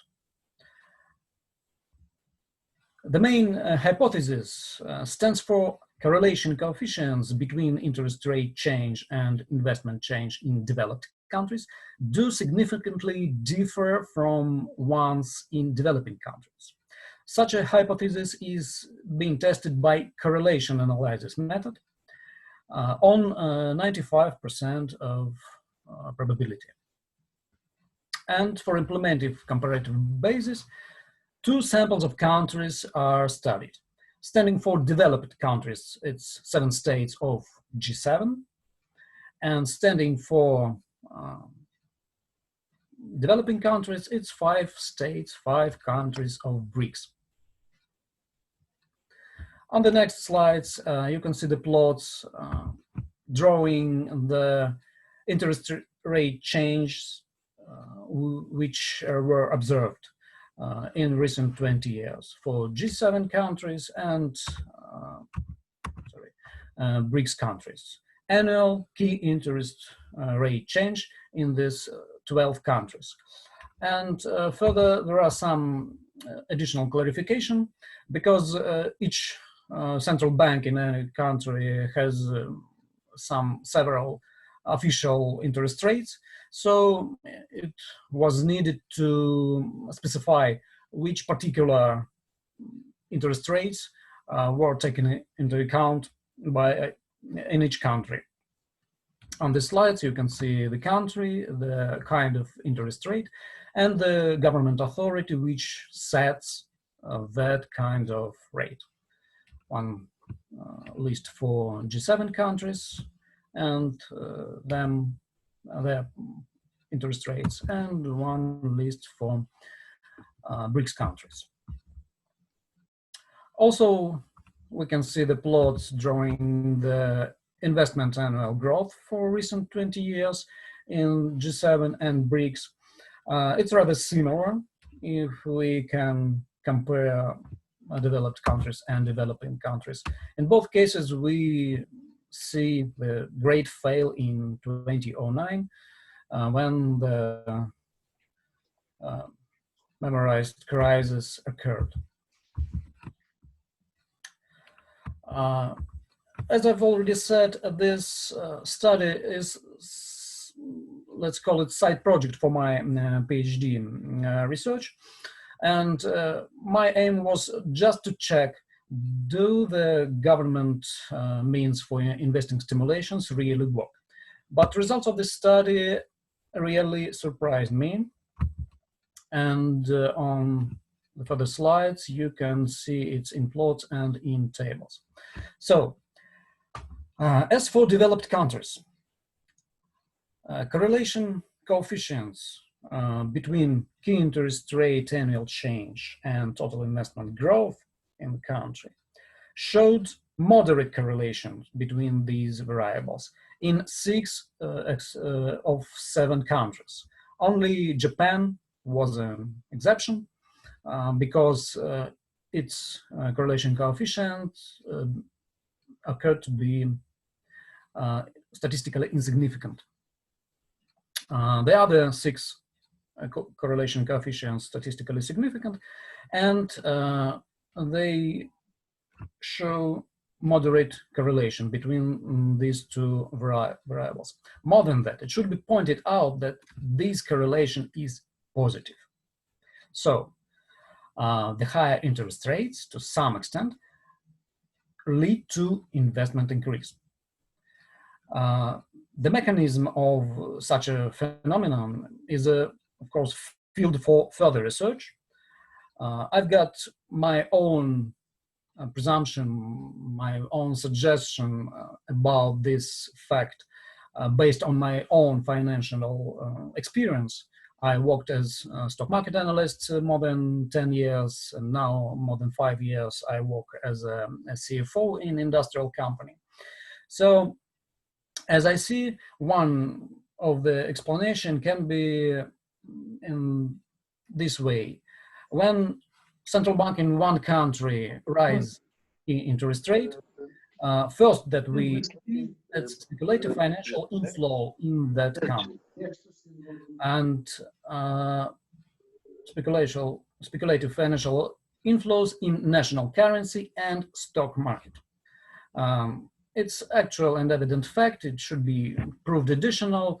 When I worked as a stock market analyst, I saw this fact each month in one or another country, depending on key interest rate changes. So, but what do business in this country where key interest rate rise see in this case? They see just national currency and stock market rising. And most of the business cannot divide what the reason for this move. Is it long-term investment or long-term investment, financial inflows, or just speculative money? So what do the business see in this case? They can see the rise of national currency and stock market and think that there is a boom. There is a economic growth starts, and business think we cannot be late. In that case, it can implement, it can make their own different postponed earlier investments. So in that case, we will see the key interest rate rise at the beginning of this chain and investment rise at the end of this chain. Of course, it's not the only explanation of this phenomenon. It's, as I've already said, my suggestion based on my own experience, but of course it's a room for another research and for further discussion. So it can be concluded there's this effect of positive correlation between annual key interest rate change and investment annual growth, maybe because of the financial sector and global capital markets influence don't consider properly. As for developing countries, yes, here we see plots of correlation coefficients, and here the meanings of those coefficients and t-student statistic, showing that it's statistically significant except the Japan. As for developing countries, all 5 countries in this sample showed correlation coefficients seem to be statistically insignificant. So, as a result of this research, we can see there is no empirical evidence there of relationship between investments and such a monetary policy instrument as a key interest rate. Sorry. In developing countries. This phenomenon is also supposed to result from financial sector role. What happened in developing countries when some central bank decided to, for example, decrease interest rate? The central bank thinks we decrease interest rate, we give cheaper money to banks, and the banks will give cheaper money to investors, to business. But what commercial banks really do?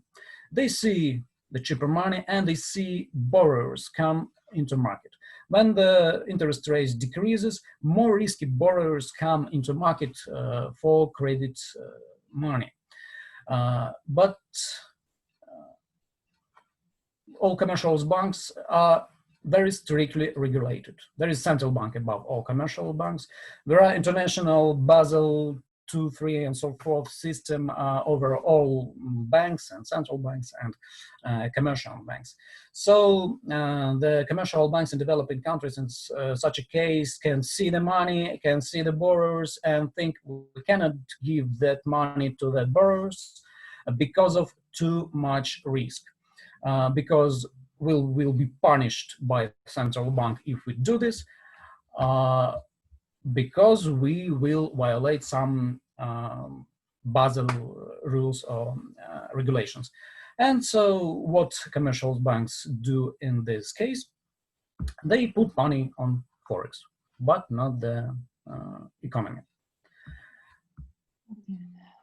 So banks in developing countries used to avoid additional risk, so they cut credit limits, and therefore, if not stop, but slow down transferring money to real sector, which suffers a deficit of investing capital. It's my suggestion of explanation, this phenomenon that correlation between interest rate changes and investment growth in developing countries is statistically insignificant. On this slide, you can see the statistical conclusion of my research. So we see what we supposed to see at the beginning, that correlation between interest rate change and total investment growth in developed countries significantly differ from developing countries. So we can admit zero hypothesis. And as a conclusions, I would say that in developed countries, investment activity has moderate correlation with interest change rate, but its correlation is positive.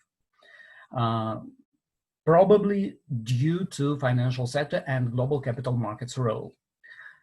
In developing countries, correlations between interest rate change and investment growth is statistically insignificant. So as a main conclusion of my research, I would say that in developing countries, monetary policy is hard to be effective for investment stimulations. That's all. Thank you for your attention and welcome your questions and comments. Thank you, Sergey. Do we have questions, colleagues? Alexander Markovich, you are still with us? You didn't leave us for the next meeting? If you have questions, it would be really nice. You didn't leave us for the next.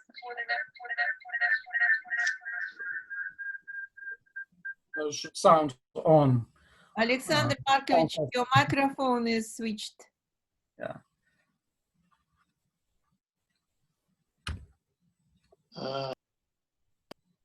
Okay.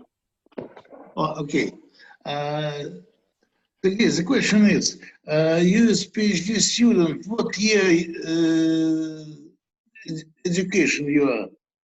Oh, I'm a first year PhD student, but also. Okay. Yeah. Okay. So it's maybe needed some more huge method of mathematics to investigate me later, okay? Mm-hmm. Yes, okay, okay. Thanks. Thank you. Okay, I also have a question concerning the dissertation, Yes. mostly than that particular piece. You showed us that this is like an introductory piece for your dissertation topic. Am I right? Because your topic is on investment interactiveness, and you want here in that particular study, you want just to understand whether it is possible to have some impact over investment interactiveness through the monetary policy, mainly by the central bank, right? Yes, right, yeah. Actually, I want to check some acting government means for investment stimulating on effectiveness. So do the means that government used for investing stimulations now work, or we should suggest some another approach? So it's a little side project for my main study. Yeah, it's a little bit side project, but what I would like to ask you, how do you mean, what does it mean, this investment interactiveness? And your dissertation would be in which particular specialization? This is financed credit and money circulation, or this is like Regional economy. Regional economy, yes. And the main question will be why some investors choose one region but not another region, and how for regions to attract investors in that very region but not for their competitors. Okay. One more question, Sergey, and are you thinking about Russia? There's also many regions, many part of business. Maybe you have some ideas connected not only with foreign companies and banks, but also with Yes. Russian companies. Of course, and this is the main aim of my study, to see how make Russian regions attractive for Russian investors. Yeah, there are some investors, but I argue that in fact we have not enough free investing money, I mean private investment. We have a lot of government money, so it's everybody knows. But as for private investments, I see some deficit of investment money, and the aim for each region is to attract the investors in this region with this money. And so it's not a question about foreign investors, it's actually a matter of work with domestic investors, domestic business. Okay. Marina Alexandrovna, do you hear us?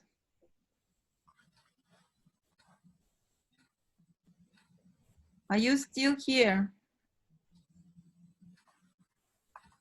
Your microphone is switched off. No, switch on. I'm on telephone. Yes. I'm sorry, I'm not ready to speak English.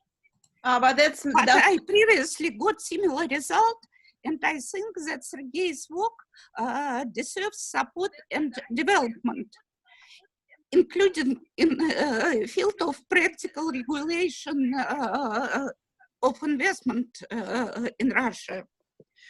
Could I continue in Russian?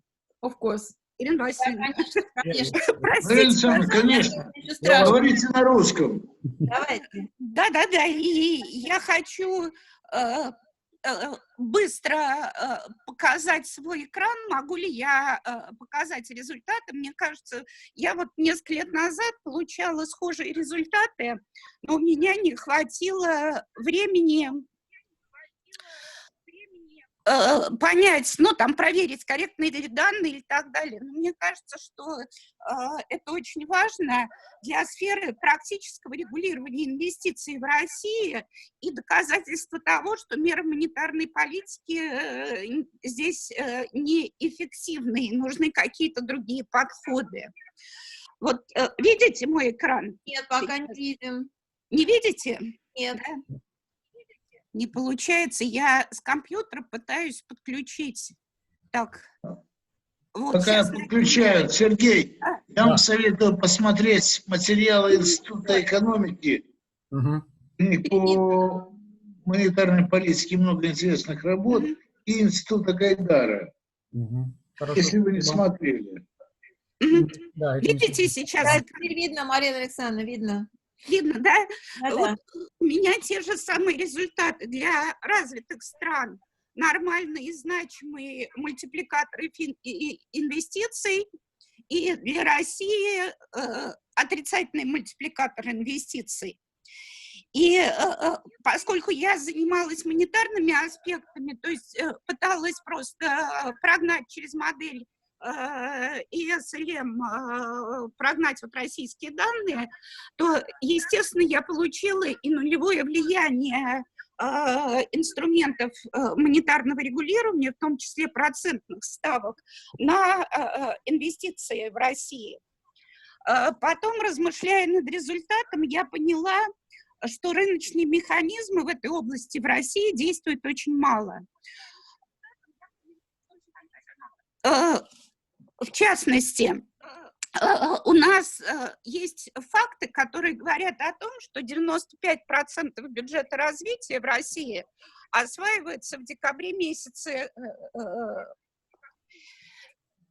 Соответственно, вот этот эффект распила, да, средств инвестиционных, он в России очень известен и, несомненно, требует осмысления и ответных действий. Но вопросы эти почти никто не ставил. Может быть, это достаточно неприятные вопросы, да, но тем не менее они есть, и я бы посоветовала Сергею заглянуть не только в проблемы реальных инвестиций, но и в проблемы смежной области, это монетарного регулирования этих инвестиций. Спасибо. Спасибо большое. А вот интересно, что кроме такого типа вопросов вы хотели рассматривать дальше в своей диссертации? Это, как вы сказали, side question, ну такой себе, не самый, наверное, главный. Так, мы по-русски продолжаем или на английский? Лучше на английском. Простите меня. Как хотите, как вам удобно. The main idea of my dissertation is to create some instrument of regional investment analysis which consider the business engine's point of view. So actually the problem I saw working with government authorities and business investors, that they speak on different languages. Government authorities which should stimulate investors in investments in the region oftenly don't understand what private investors needed. We've got such an instrument like a regional investment standard. All Russian regions have investment portals, some websites with information about this region. But another study showed that these investment portals are not useful for investors. The investors can find their very few information to make the investment decision. So my suggestion in dissertation is to implement, to develop some instrument of investment analysis, regional investment analysis, which investors can use, but the regions should provide with enough information. Okay. So thank you so much, and we need to continue because we have one more presentation for today. It's done by Rinat Dashkin, I guess from Kazan Federal University. Am I right? Yes. Please introduce yourself at first, please. Okay, thank you. My name is Rinat Dashkin. I'm first year postgraduate student in Kazan Federal University. Dear participants and PhD workshop organizers, it's a pleasure to present for such an audience our research results. And my research advisor is Andrei Ankudinov. We studied determinants of investment activity in emerging markets. So let me start. I will demonstrate you my presentation. Is it visible now? No, not at all. Oh, it's now visible, yes. Oh, okay. Mm-hmm. So we studied emerging markets, economies, as there are many issues related to importance for its developments. We see that in recent times, emerging markets becomes a leading part in global economy developments as they started to attract more and more global investment. And there are some statistics on the screen, you can read it. For data accumulation, we verified such economies using S&P rating agency methodology. It's simple, but a little bit market-oriented, as it uses a lot of indicators for market developments. And according for some international institutes, emerging markets include not only 23 economies we have studied, but a little bit more. So there is a map just to understand the geographical distribution of our data. And there is a list of the countries we have data from. As an initial stage of our investigation, we have defined some interesting macroeconomics, investment, and finance specific characteristics of emerging markets. It's important for understanding in which environment companies operate and do investment decisions. For example, higher risks, returns, volatility, inflation, and at the same time the low level of financial development.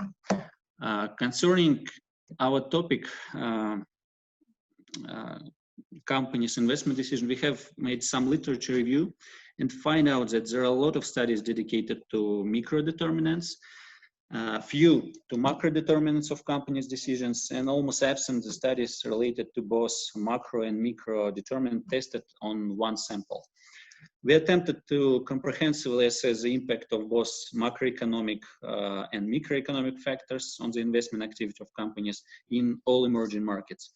Put differently, we have estimated both external and internal parameters of investment decision-making process made by companies presented on these markets. So here's our research hypothesis. On the macro level, we imply that the level of financial markets development and macroeconomic stability have a positive effect on the company's investments. On the micro, internal source of financing, capital efficiency, borrowing capabilities, and company size are also connected with the investments. Based on the data available, we used three model specifications. The study used two types of models: an individual country model to measure the influence of macroeconomic factors on the overall level of companies' investment, and a combined model to identify macroeconomic patterns, microeconomic patterns, and motives in the company's investment behavior. Model testing at the company level is as analysis of panel data. The specification is a fixed effect for the purpose of assessing individual characteristics. Our data was accumulated by using Bureau van Dijk Moody's analytical database. We have find some interesting data sets that described from different perspectives our sample. So you can see some statistical characteristics on next slides. There is a distribution on the country level and industry level. We have studied 8 industries and 23 markets for about 8 years. Finally, let's come to econometrics. Yeah, here's some descriptive statistics. I will miss it. If you want, I will discuss it later. Yeah, econometric results. So we find a strong connection with corporate determinants we have studied. Returns, leverage, and profitability are positively correlated with investments. Dummy variables quite clearly reflect the contraction of the real sector on the studied period of analysis from 2011 to 2015. The results of the macro model are also interesting in terms of assessing the impact of different sectors of the financial systems and macro indicators of investments.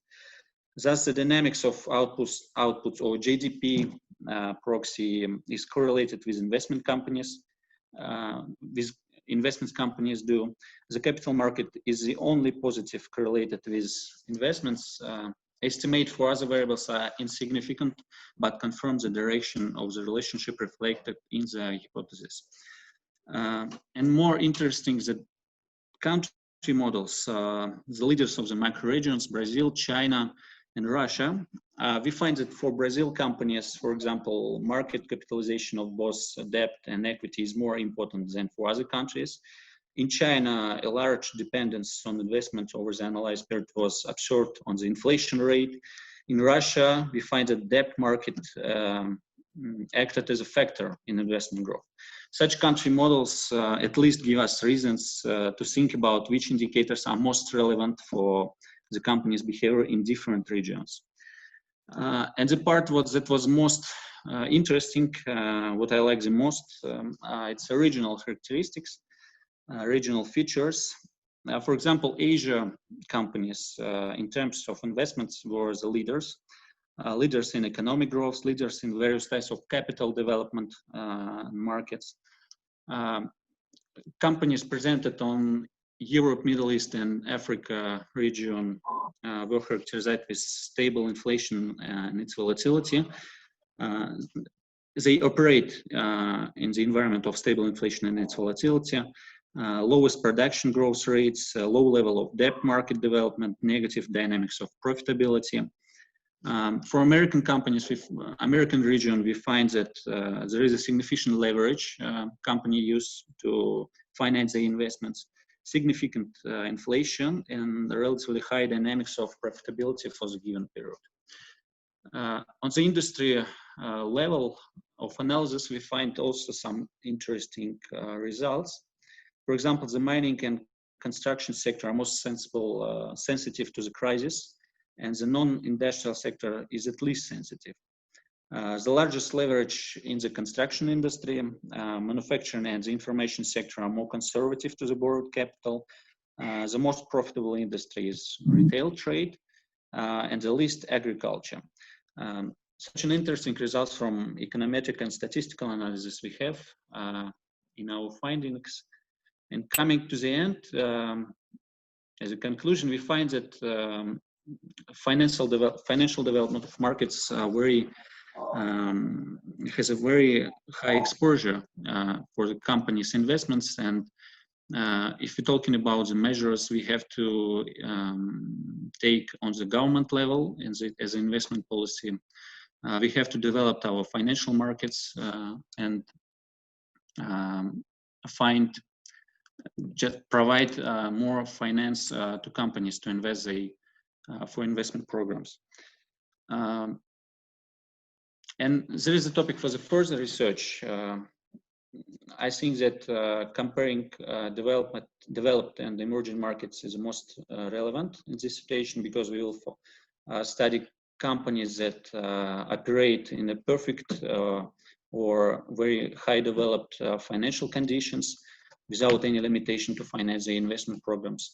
Also, there is interesting part for study market determinants, or how the public market reflects the company's investments. And also we want to a little bit deep research and financial development and its influence for the company's investments. Thank you for your attention. Looking forward to explaining some themes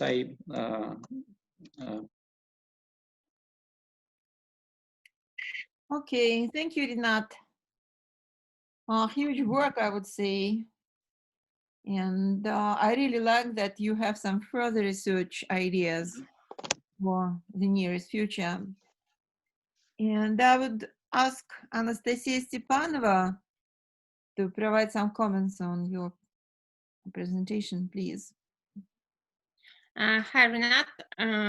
Yeah, I've looked through the presentation and I tried to read the majority of your paper. So I have, before I start to give you some comments, I have a question. So could you please explain what contains the main dependent variable, investment? Yeah, on the dependent variable, we implied changes in fixed assets of companies. Yeah, they were taken from the balance sheets as a percentage change for the previous base year. So the growth in investment. Yeah, growth in fixed assets. The difference. Sorry? The difference between the basic year and the next year. Yeah, the difference divided by the previous year. So we get the percentage change of the fixed investments over the year previous. Mm-hmm. Okay. So then I will. I'm ready to give some comments. Yeah. Okay. First of all, yeah, of course the scale is amazing. Yes. Yeah? So that's a very large research. And actually, what is interesting that you tried to combine two absolutely different views. Yeah, the macro view and the view from the corporate side. Yeah, not just the micro view, but that's mainly corporate finance view. Yeah, not just the microeconomics view. So, what is also extremely interesting for me is that Chinese companies only makes 44% of your sample. Yeah, so that's an interesting point. So that means that you managed to find many information on the rest of the emerging countries. Yeah, that's also a very important advantage of the paper. Yeah, so as for the potential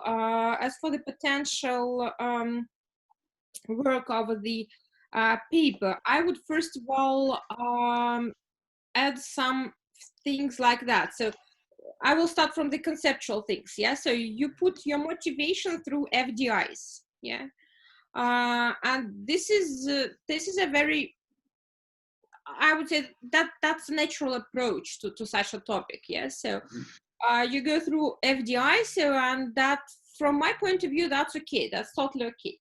But then after that, you've made this approach through FDI, you switch mainly to the microview. Yeah.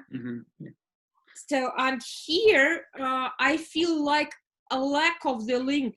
Yeah, a lack of the intuition. Yeah, how to switch from the FDIs, that is macro view. Yeah, from this macro view right to the level of the company. Yeah, I will explain if you want. Yeah. FDI statistics were I'm given. just presenting the paper like it looks now. Yeah, so and then you can answer. Yeah. So this is the first like important point, because anyway, when you make a publication, yeah, you need to make it logically connected. Yeah. So the second comment is about the capital efficiency. Yeah, you use the term like that. I'm not sure that this is exactly what you mean. Yeah, so because when you're telling about the correlation between capital efficiency and investment activity, yeah, for me that's not clear. Yeah, so what is the intuition, what is the logic behind that? So yeah, I'm now commenting the hypothesis. Yeah, this is the part of hypothesis number 4. So I would like to give you the same comment I gave to Musa's paper about the hypothesis number 6. Yeah, so about the company size and the investment activity. Maybe if you mean the life cycle things, yeah, so maybe it's better to reformulate the idea. If you mean that the company just, if it's larger, so then there are less investment opportunities, maybe also you should explain that through the investment opportunities. Yeah.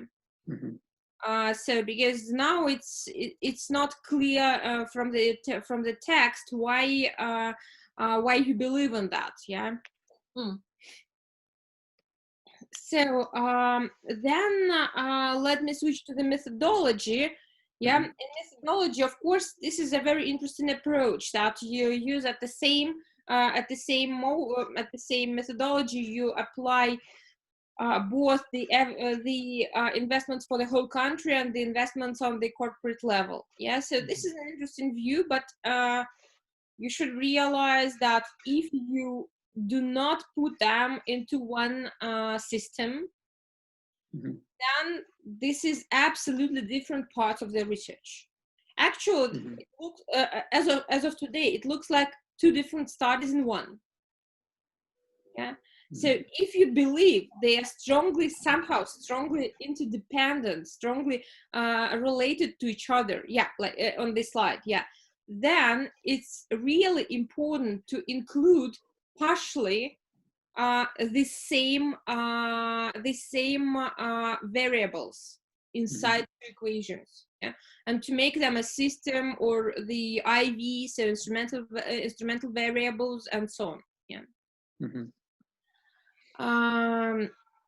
Okay, so then I have one question about the sample. That's, I don't know, question or comment, yeah, but I don't get the scale for India. So when I start reading your paper, the first thought I had was, okay, so this sample should be dominated by China and India. Mm-hmm. But in reality, I realized that the sample is dominated by China and Taiwan. Yeah, that is also partially China. Yeah.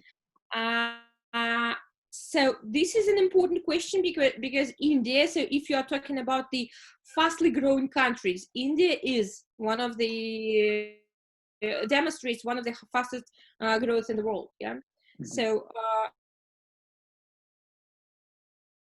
and India, so this is a large platform for the development of the technological companies, yeah, technological industry, that is also one of the fastest growing in the world.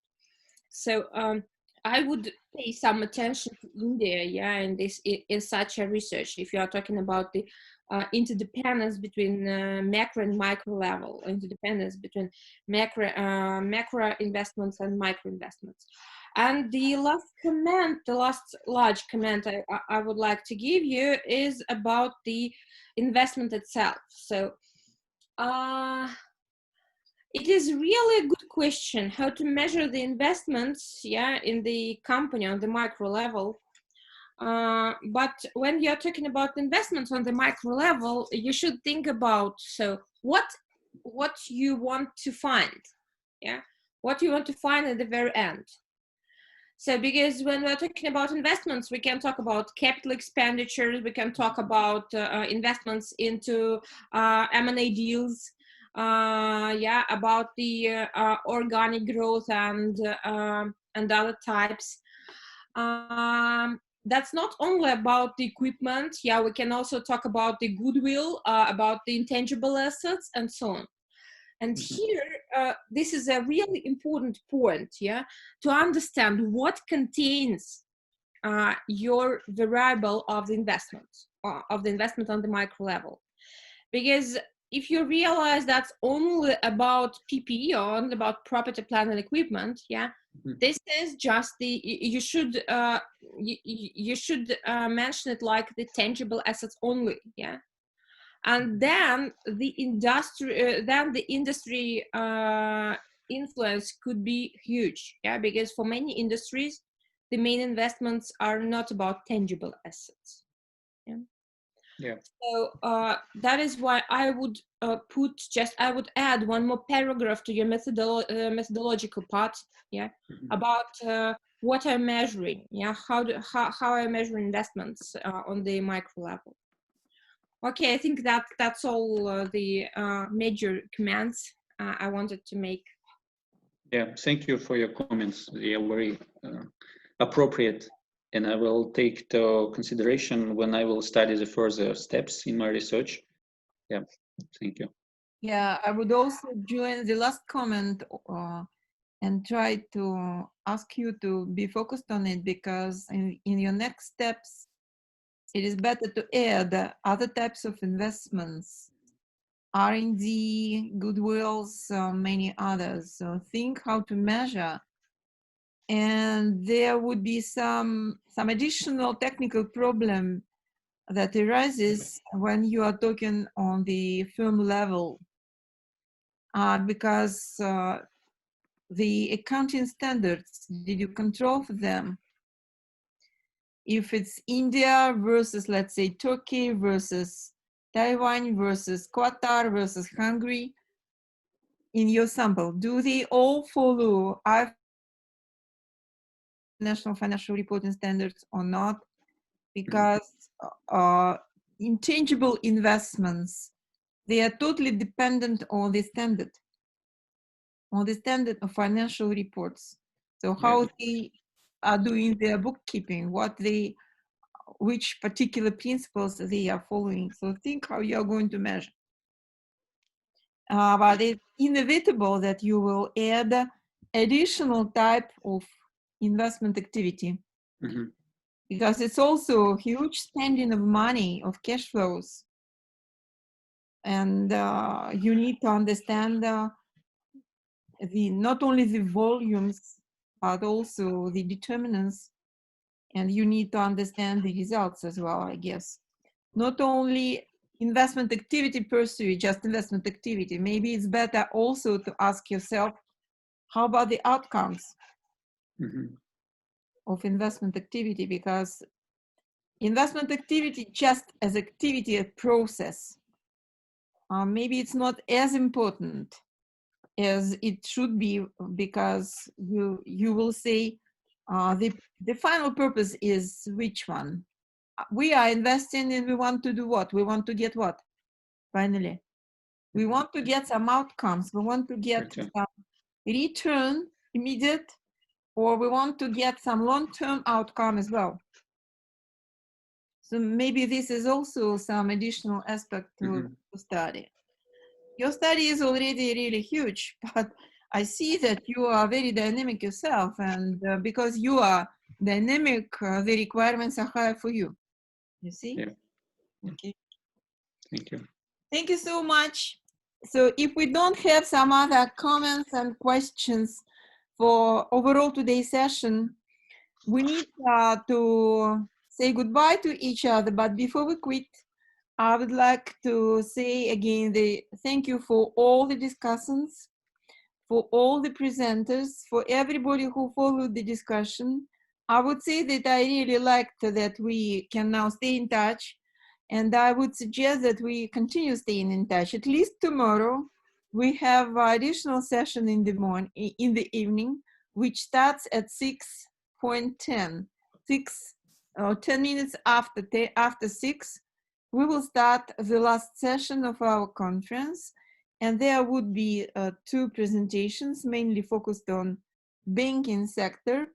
I really invite everybody to join us tomorrow.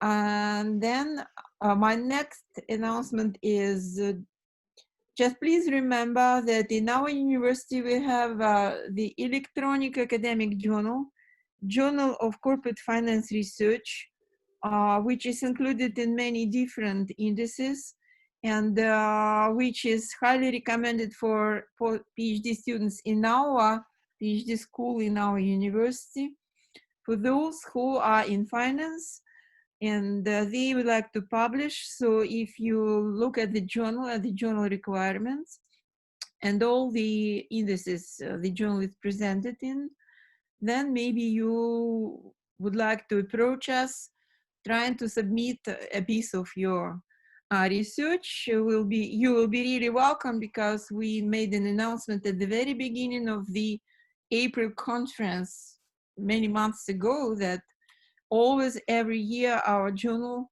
is like a companion for the conference.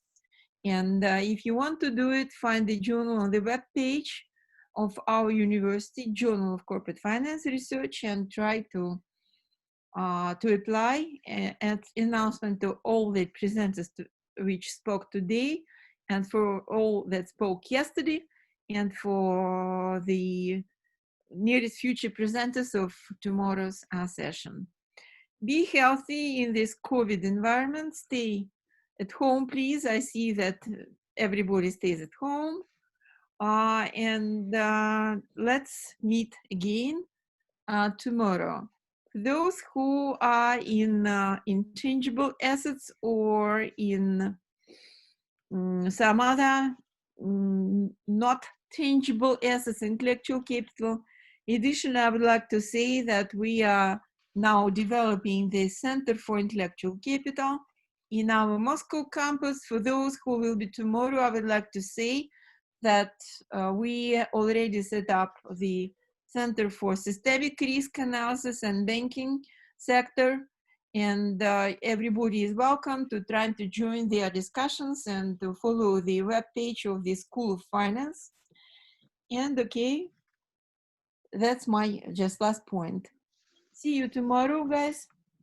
And we are going just to leave this type of activity because we need lots of questions to be solved today. Bye-bye. Thank you. Bye-bye. Bye. Thank you. Bye. До свидания. Всего доброго.